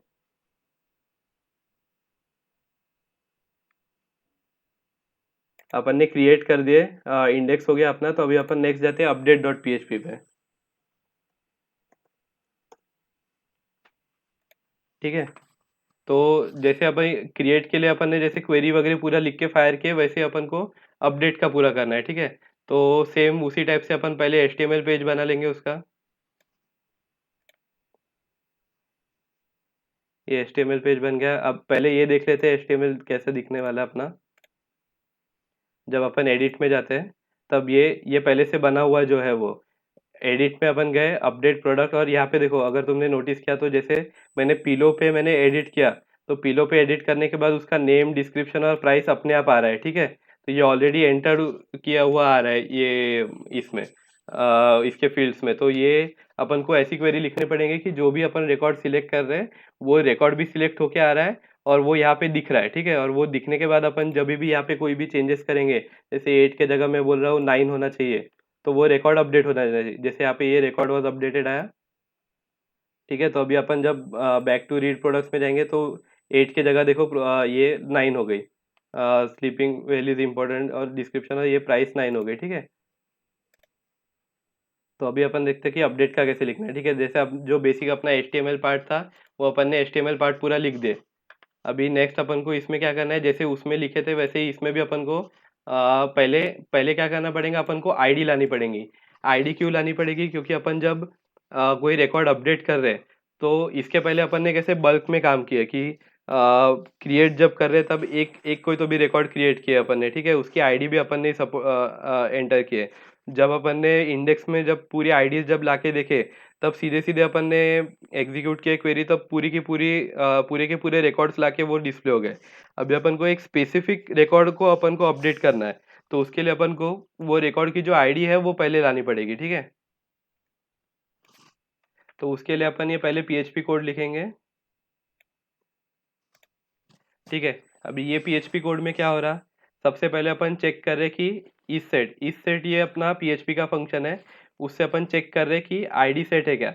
अभी ये पीएचपी कोड पे कब आएगा, वो जब अपन यहाँ से अपडेट मार के जब अपडेट का जब सेव बटन जब करेंगे, तब वो यहाँ पे ये वाले पेज पे आएगा, ठीक है। तो वो पहले क्या चेक करेगा, इस सेट और डॉलर गेट जैसे फेच किए थे अपन ने, याद है जब रोल आए थे और उसमें फेच किए थे अपन ने, फेच नाम का फंक्शन यूज किया था, वैसे ही टाइप का डॉलर गेट फंक्शन है। वो क्या चेक करता है कि जो रिक्वेस्ट आई है उसमें आईडी सेट है क्या। अगर आईडी सेट है इस सेट, तो ये कंडीशनल ऑपरेटर सबको मालूम है ना। क्वेश्चन मार्क के बाद यानी यहाँ पे एक्सप्रेशन होता है क्वेश्चन मार्क, और अगर कंडीशन ट्रू है तो कोलन के पहले का एग्जीक्यूट होता है, कंडीशन फॉल्स है तो कोलन के बाद का एग्जीक्यूट होता है, ठीक है। तो isset get ID question mark conditional operator, अगर आईडी सेट है तो गेट आईडी, नहीं तो फिर die error record ID not found. यानी अपन को डाई यानी क्या होता है, ये प्रोसेस यानी ये प्रोग्राम यहीं पे रुक जाता है, फिर जो आगे का है वो सब एग्जीक्यूट नहीं होता है, और वो पहले ही एरर दे देता पेज पे कि ऐसा कोई रिकॉर्ड मिला ही नहीं जो तुमको अपडेट करना है, ठीक है। वापस से अपन ने इंक्लूड डेटाबेस डॉट पीएचपी किए, क्योंकि अपन को कौन ऑब्जेक्ट वगैरह वापस से उसकी जरूरत पड़ने वाली। ट्राई कैच में पूरा अपन कोड डाल रहे वापस से। अभी क्वेरी क्वेरी बनाया अपन ने, select ID name description price from products where ID is equals to question mark limit 01। अभी ये लिमिट ये आईडी थोड़ी बहुत ये क्वेरी जो है तुमको फेमिलियर लगेगी, पर इसमें दो चीजें अनफेमिलियर कौन से है, क्वेश्चन मार्क और लिमिट। तो ये क्वेश्चन मार्क क्या है, क्वेश्चन मार्क अपन इसलिए डालते हैं क्योंकि वो क्वेश्चन मार्क अपन बाद में यहाँ पे रिप्लेस करने वाले पीएचपी कोड से, ठीक है। आईडी क्या है, ये अपने पास अभी गेट आईडी में है, और वो गेट आईडी में जो आईडी आई हुई है वो अपन को रिप्लेस करना है, इसलिए अपन टेम्पररी उसके लिए वहाँ पे क्वेश्चन मार्क लिख रहे हैं, ठीक है। और लिमिट इज इक्वल टू 01, यानी लिमिट 01 क्या बोलता है कि कौन सा कॉलम चाहिए ये अपन पहले कॉमा के पहले बताते हैं। तो कौन सा कॉलम चाहिए अपन को, 0, और उसके कितने रोज चाहिए, सिर्फ एक ही रोज चाहिए। तो जो भी आईडी मिलेंगे अपन को, उसका अपन को एक ही रो चाहिए वो टेबल से। एक आईडी का वैसे भी एक ही रो रहेगा। कभी कभी ऐसी रिक्वायरमेंट रहती है कि मेरे को जो लोएस्ट प्राइस मिल गया, तो लोएस्ट प्राइस से मेरे को ऊपर वाले 5 प्रोडक्ट्स होना है। तो मैं क्या करूँगा, select ID name price from products where lowest price is equals to something, और फिर लिमिट 0,5 अगर मैंने दिया, तो वो जहाँ पे भी लोएस्ट प्राइस का रिकॉर्ड मिलेगा, उसके आगे की 5 रोज या फिर उसके नीचे के 5 रोज वो रिटर्न करेगा। पर अभी फिलहाल अपन को सिर्फ एक ही रिकॉर्ड चाहिए, इसलिए अपन ने लिमिट 0,1 सेट किया है। ठीक है, फिर वापस से वैसे ही statement con prepare query, statement में बाइंड पैरामीटर्स डाल दिया अपन ने 1 और आईडी, जो अपन ने पहले किए थे, जैसा पहले वाले इसमें किए थे, क्या बोलते, तो वेरिएबल्स के साथ बाइंड किया था अपन ने वैल्यूज, वैसे ही यहाँ पे स्टेटमेंट में आईडी में 1 बाइंड कर दिया, स्टेटमेंट डॉट एग्जीक्यूट। ठीक है, स्टेट जो भी क्वेरी है यहाँ पे जो रिप्लेस हो गया क्वेश्चन मार्क इससे आईडी से। ये अच्छा, हाँ, बाइंड पैरामीटर पहले अपन ने, तुमको याद होगा तो यहाँ पे भी वेरिएबल का नाम दिए थे, और यहाँ पे वेरिएबल का नाम तो था ही। अभी यहाँ पे अपन ने 1 लिखे है। 1 का मतलब क्या है, अपन मल्टीपल क्वेश्चन मार्क्स रह सकते हैं कोई क्वेरी में। जैसे अभी अपन यहाँ पे सिर्फ आईडी यूज कर रहे हैं, वैसे हो सकता है कोई और कॉलम्स की जरूरत पड़ेंगी। तो फिलहाल के लिए अपन सिर्फ आईडी यूज कर रहे हैं, तो सिर्फ एक ही क्वेश्चन मार्क है। तो उसके लिए अपन क्या कर रहे हैं, 1 यानी क्या, पहले क्वेश्चन मार्क को रिप्लेस करो कैसे, डॉलर आईडी के वैल्यू से। और डॉलर आईडी में वैल्यू क्या है, जो अपनी रिक्वेस्ट के थ्रू आई है वो। अभी स्टेटमेंट डॉट एग्जीक्यूट, तो अभी स्टेटमेंट एग्जीक्यूट हो गई। ठीक है, अभी अपने पास क्या आ गया, रो। रो वेरिएबल में अपन क्या निकाल रहे, स्टेटमेंट में सब रो आ गई वो पूरी, जो आईडी थी उसकी रो आ गई पूरी। और स्टेटमेंट डॉट फेच किया, तो वही स्टेटमेंट के अंदर जो स्टोर्ड वाली रो है, वो ये वाले रो में आ गई अपने पास। और अभी अपन ने नेम डिस्क्रिप्शन और प्राइस में जो रो आई थी, उसको सेव कर लिए, डॉलर रो, और ब्रैकेट में नेम दिए। तो जैसे अपन अरे को जैसे ये करते हैं ना, अरे जैसे एक्सेस करते हैं अपन, A of 1, A of 2, A of 3 ऐसे लिखते हैं, वैसे डॉलर रो का नेम में जो वैल्यू है, वो नेम में डाल दिए, डिस्क्रिप्शन में डाल दिया, और प्राइस में डाल दिया। ठीक है, यहाँ पे वैल्यूज कौन सी रहेंगी, जैसे नेम में अगर मैंने सोप एडिट कर रहा हूँ तो सोप रहेगा, डिस्क्रिप्शन में वॉशिंग बॉडी रहेगा, और प्राइस में जो भी प्राइस सेट की है वो रहेगी। और वो इन तीनों वेरिएबल्स में आ जाएंगे। अभी ये वैल्यू आ गई तीनों वेरिएबल्स में, अभी अपन को ये डिस्प्ले करना है। और डिस्प्ले कहाँ पे होगी, फॉर्म में होगी। तो अपन उसका पहले HTML फॉर्म बना लेते हैं।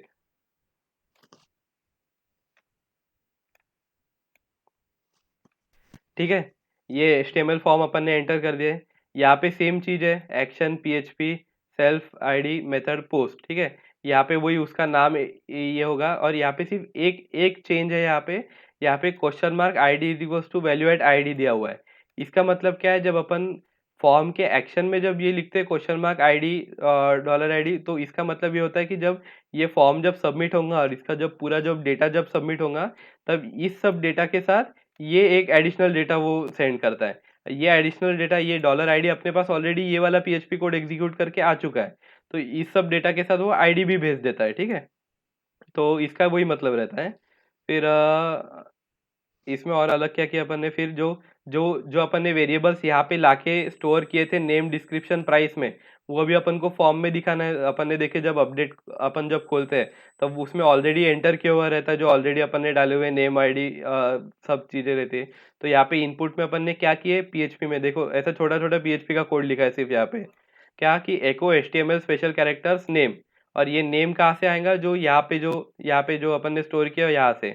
तो एको यहाँ पे नेम के, यहाँ पे डिस्क्रिप्शन के, और यहाँ पे प्राइस के, हर एक इनपुट फील्ड में। ठीक है, इसको भी सबमिट बटन दे दिए, सेव चेंजेस। और इसको एक बैक टू रीड प्रोडक्ट्स जो था, वहाँ पे अपन ने लिंक दे दिए index.php के।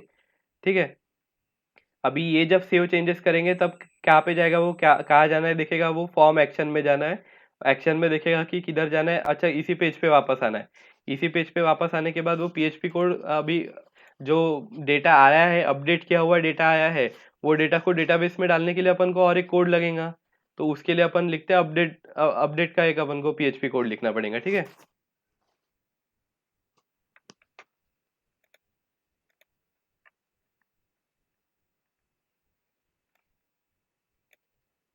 अच्छा, ये जो PHP कोड में एंटर कर रहा हूँ स्पेसिफिक जगह पे, ऐसा कुछ नहीं है कि वहीं पे आना चाहिए। ठीक है, PHP कोड तुम कहीं पूरे डॉक्यूमेंट पे कहीं पे भी डाल सकते हो। तुमको चाहिए तो सारे पीएचपी के मॉड्यूल्स तुम एक साथ लिख सकते हो। सिर्फ जहाँ जो जो पीएचपी में एको हो रहा है वो सिर्फ वहीं पे चाहिए। जैसे यहाँ पे जो पीएचपी से एको हो रहा है वो इनपुट टैग के अंदर ही रहना चाहिए वो वाला पीएचपी का कोड।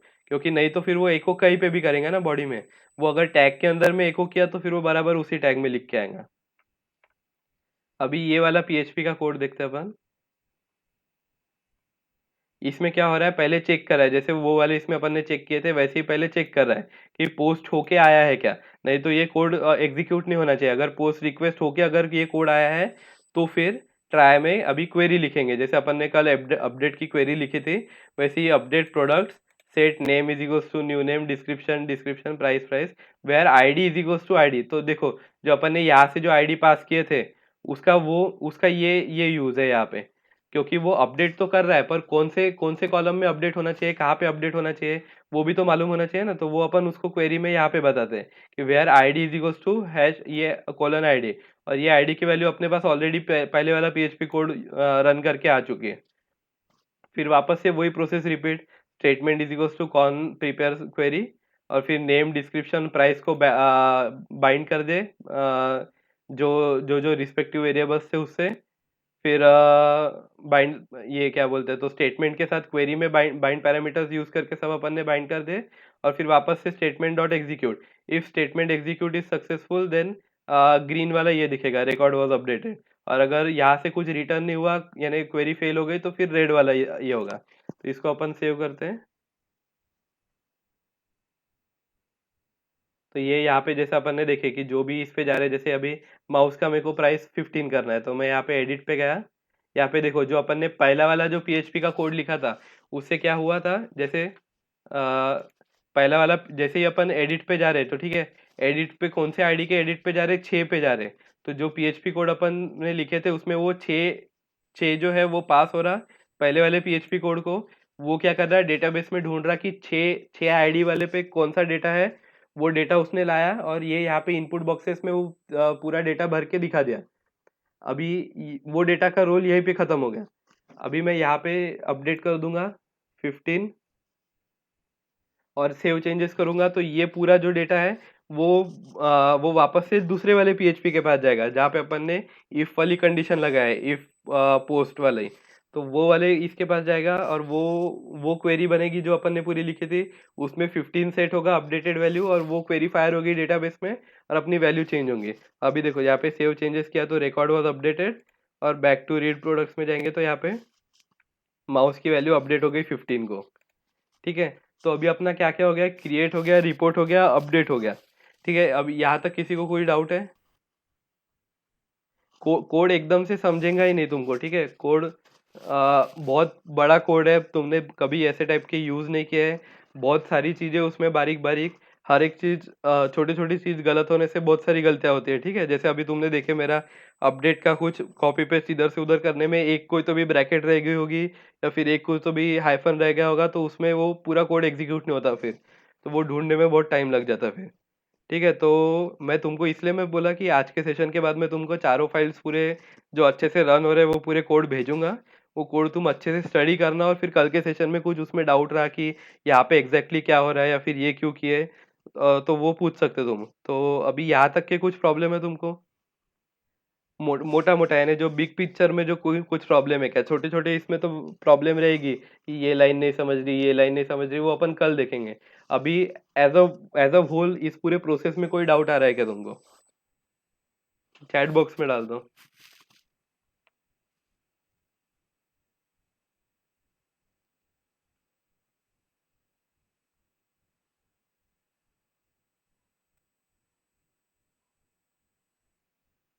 Second year.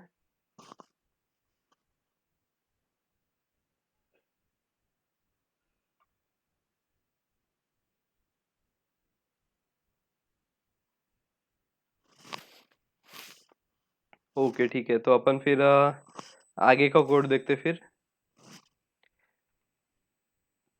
ठीक है। अभी नेक्स्ट अपना एक ही कोड बचा है छोटा सा कोड बचा है हमें अपना डिलीट डॉट पीएचपी का।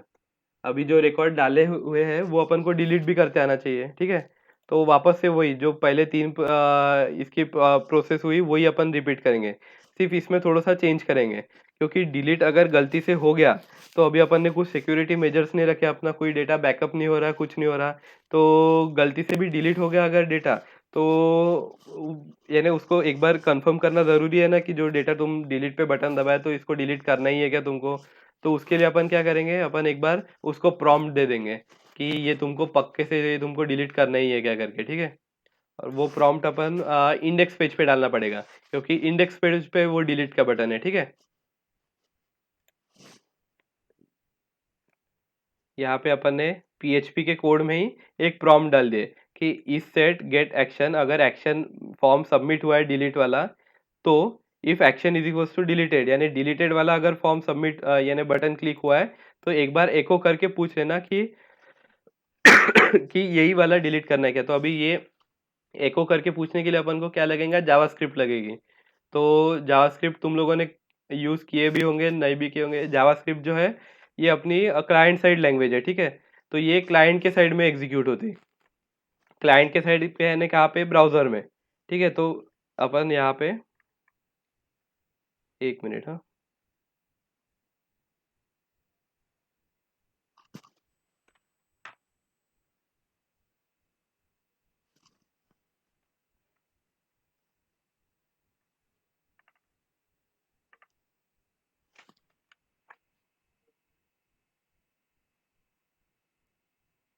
हाँ, ये अपन एंडिंग में एक यहाँ पे जहाँ पे सारे स्क्रिप्ट टैग्स डाले हुए हैं वहाँ पे अपन और एक स्क्रिप्ट डाल देते हैं। ये जावास्क्रिप्ट की अपन ने थोड़ी सी छोटी सी स्क्रिप्ट डाल दी। इसमें अपन ने सिंपल सा फंक्शन बनाया है कि क्या होगा कि जब डिलीट यूज़र और उसको पास हो रहा आईडी, जिसमें अपन सिर्फ एक वेरिएबल वैर आंसर, जावास्क्रिप्ट में वैर यानी वेरिएबल रहता है, ठीक है।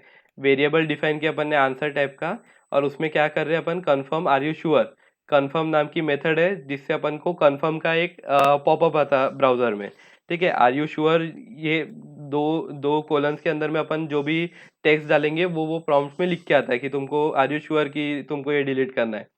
फिर इफ आंसर, यानी अगर आंसर है उसका कुछ आया हुआ है, यानी अगर ओके पे क्लिक किया हुआ है, तो window dot location delete dot PHP और क्वेश्चन मार्क, जो मैंने बोला था question mark ID is equals two plus ID, तो क्वेश्चन मार्क से वो आईडी पास होती है और वो ट्रांसफर करेगा वो लोग यानी ये पूरी इसको ट्रांसफर करेगा डिलीट डॉट पीएचपी पे, ठीक है। तो अभी अपन इंडेक्स इंडेक्स में जो चेंजेस किए थे वो कर लिए अपन ने, तो अभी अपन डिलीट डॉट पीएचपी पे आते हैं। अभी डिलीट डॉट पीएचपी में अपन को एचटीएमएल तो कुछ दिखाना ही नहीं है, क्योंकि अपन को डिलीट ऑलरेडी अपन ने डायरेक्ट डिलीट का बटन दे दिया है, तो उसमें कुछ एचटीएमएल नहीं रहेगा, उसमें सिर्फ पीएचपी का कोड रहेगा। और वो कोड में वापस से अपन ने पहले 3 में किए वैसा डेटाबेस, पहले ये डेटाबेस डॉट पीएचपी इंक्लूड किए, वैल्यू चेक किए, इस सेट आईडी यानी आईडी है क्या, आईडी होंगी तो वो डॉलर आईडी में असाइन कर दो, नहीं तो error record ID not found बोल दो। क्वेरी अपनी सिंपल सी क्वेरी है, delete from products where ID is equals to, जो आईडी पास हुई वो क्वेश्चन मार्क के लिए आईडी अपन कैसे सेट करेंगे, स्टेटमेंट बाइंड पैरामीटर 1, और जो आईडी पास हुई वो prepare con arrow prepare query, जैसे पहले किए थे वैसे ही। फिर वापस से स्टेटमेंट एग्जीक्यूट, अगर कुछ रिटर्न हुआ यानी जो क्वेरी डिलीट करनी थी वो बराबर से डिलीट हो गई, तो हेडर यानी क्या है, जैसे अपन अभी तक वो यूज कर रहे थे ना, पीछे वाले इसमें एक्शन टैग से अपन इधर उधर जा रहे थे दूसरे वाले पेजेस पे, या फिर बटन टैग के थ्रू एचरेफ, वो एचरेफ एट्रीब्यूट के थ्रू जा रहे थे, वैसे ही अपन को डायरेक्ट अगर फंक्शन से किसी को दूसरे पेज पे भेजना है तो अपन हेडर नाम का फंक्शन आता है पीएचपी का, उसमें क्या करते हैं अपन, हेडर फंक्शन लिखते हैं, उसमें लोकेशन में बोलते हैं कि उसको कहाँ भेजना है और क्या लेके भेजना है, ठीक है। हेडर में, अभी ये हेडर में अपन ने लिखे location index dot PHP, index dot PHP page पे उसको भेजना है, और क्या लेके भेजना है, क्वेश्चन मार्क में अपन डेटा देते हैं, देखो बार बार जो मैं बता रहा है आईडी वगैरह जैसे भेजे थे वैसे ही अभी क्वेश्चन मार्क के सामने action is equals to deleted भेजा, यानी वो इंडेक्स डॉट पीएचपी पे जाएगा, डिलीटेड ये action is equals to deleted ये लेके जा ये डेटा साथ में लेके जाके, else unable to delete record, ठीक है। जो ट्राई कैच एरर है वो वही हर बार का अपना, ठीक है। तो ये जब ये यहाँ से जब रिटर्न होगा तब वो इंडेक्स पे रिटर्न होगा। इंडेक्स में अपन ने देखो इसके लिए अभी जो पीएचपी कोड थोड़ा सा ऐड किया वो ऊपर में।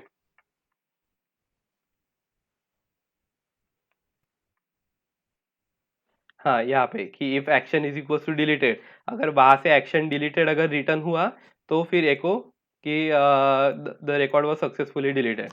तो ये अपना फिर डिलीट का भी हो गया। ठीक है, इसको एक बार रिफ्रेश करेंगे तो जैसे अभी ये मेरे को पीलो वाला आईडी नहीं चाहिए, तो मैं इसको डिलीट करूंगा। तो देखो जो ये जो आ रहा है ये जावास्क्रिप्ट का आ रहा है, ठीक है। ये ब्राउजर में जो भी एक्शन होती है ब्राउजर के साइड में, जैसे ये ब्राउजर का प्रॉम्प्ट आया, ये जावास्क्रिप्ट की तरफ से आ रहा। तो आर यू श्योर पे अपन जब ओके क्लिक करेंगे तो वो 1 रिटर्न होगा, और वो फिर बोलेगा कि ठीक है इसने ये श्योर है तो क्वेरी फायर कर दो डिलीट की।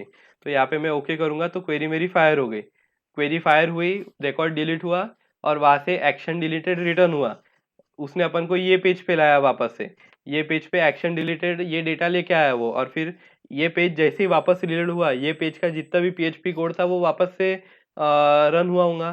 फिर वो पीएचपी कोड में अपन ने क्या लिखे थे कि अगर एक्शन डिलीटेड है तो रिकॉर्ड वॉज डिलीटेड, ये अलर्ट दो उनको। तो ये अपना रिकॉर्ड सक्सेसफुली डिलीट हो गया, और ये देखो यहाँ पे अभी वो रिकॉर्ड दिख भी नहीं रहा। ठीक है। तो ऐसा अपना basic create, report, update, delete, ऐसे 4 फंक्शंस पूरे हो गए। तो ये अपनी पूरी ए टू जेड करंट एप्लीकेशन पूरी बन गई पीएचपी में। इसमें अभी तक कोई डाउट?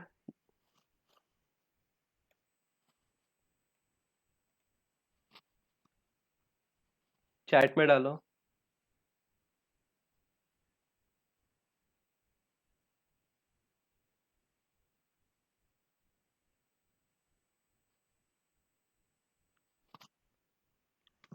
हेलो, ओमकार कनेक्टेड आहे? आवाज येतोय? हो हो येतोय. हाँ,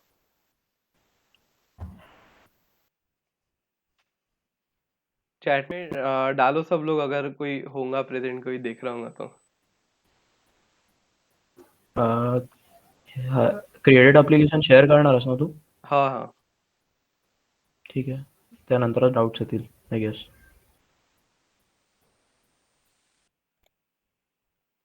अच्छा ठीक है, तो आज आज के लिए आज अपना बहुत हेवी हो गया वैसे, तो आज अपन इधर ही रुकते फिर। ये जो जितना भी पूरा 5 पेजेस का कोड था वो मैं तुम लोगों को सबको, ईमेल आईडी है मेरे पास, तो सबको मैं ये कोड भेज देता।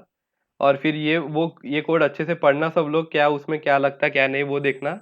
और फिर कल जो है, अभी अभी जैसे अपनी पूरी एप्लीकेशन बन के तैयार हो गई, ठीक है। अभी ये एप्लीकेशन अपन को ये रन हो रही है अपनी लोकल सर्वर पे रन हो रही है, ठीक है, लोकल होस्ट पे रन हो रही है। इसको अपन को मेन इंटरनेट पे डालना है, जिससे कि लोग कोई तो भी यूआरएल, फिजिकल एड्रेस कुछ तो भी डाल के वो एप्लीकेशन को एक्सेस कर सके। तो वो सब करने के वो बोलते हैं होस्टिंग। तो ये होस्टिंग कैसे करना, कहाँ पे करना, फ्री वाला कैसे करना, पेड वाला किधर रहता है कैसे देखना, वो सब अपन कल डिस्कस करेंगे, ठीक है। आज के लिए फिर सिर्फ इतना ही देखते हैं। ठीक है, तो मैं अटेंडेंस कर लिया मैंने करेक्ट, तुम लोग लीव कर सकते हैं।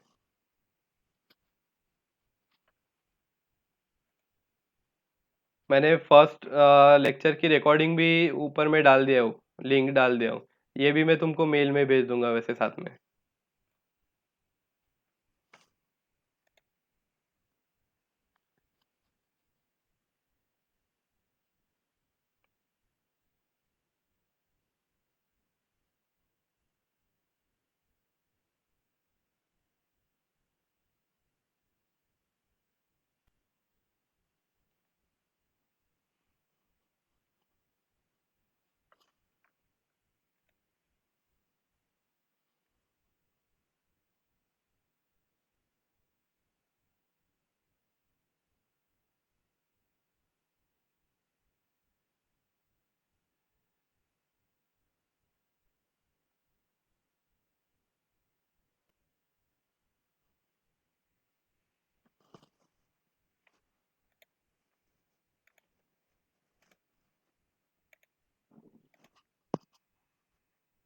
आज इतने लोग हैं लगता।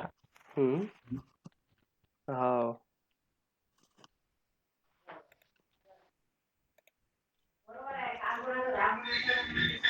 ठीक है, मैं जाता। हाँ।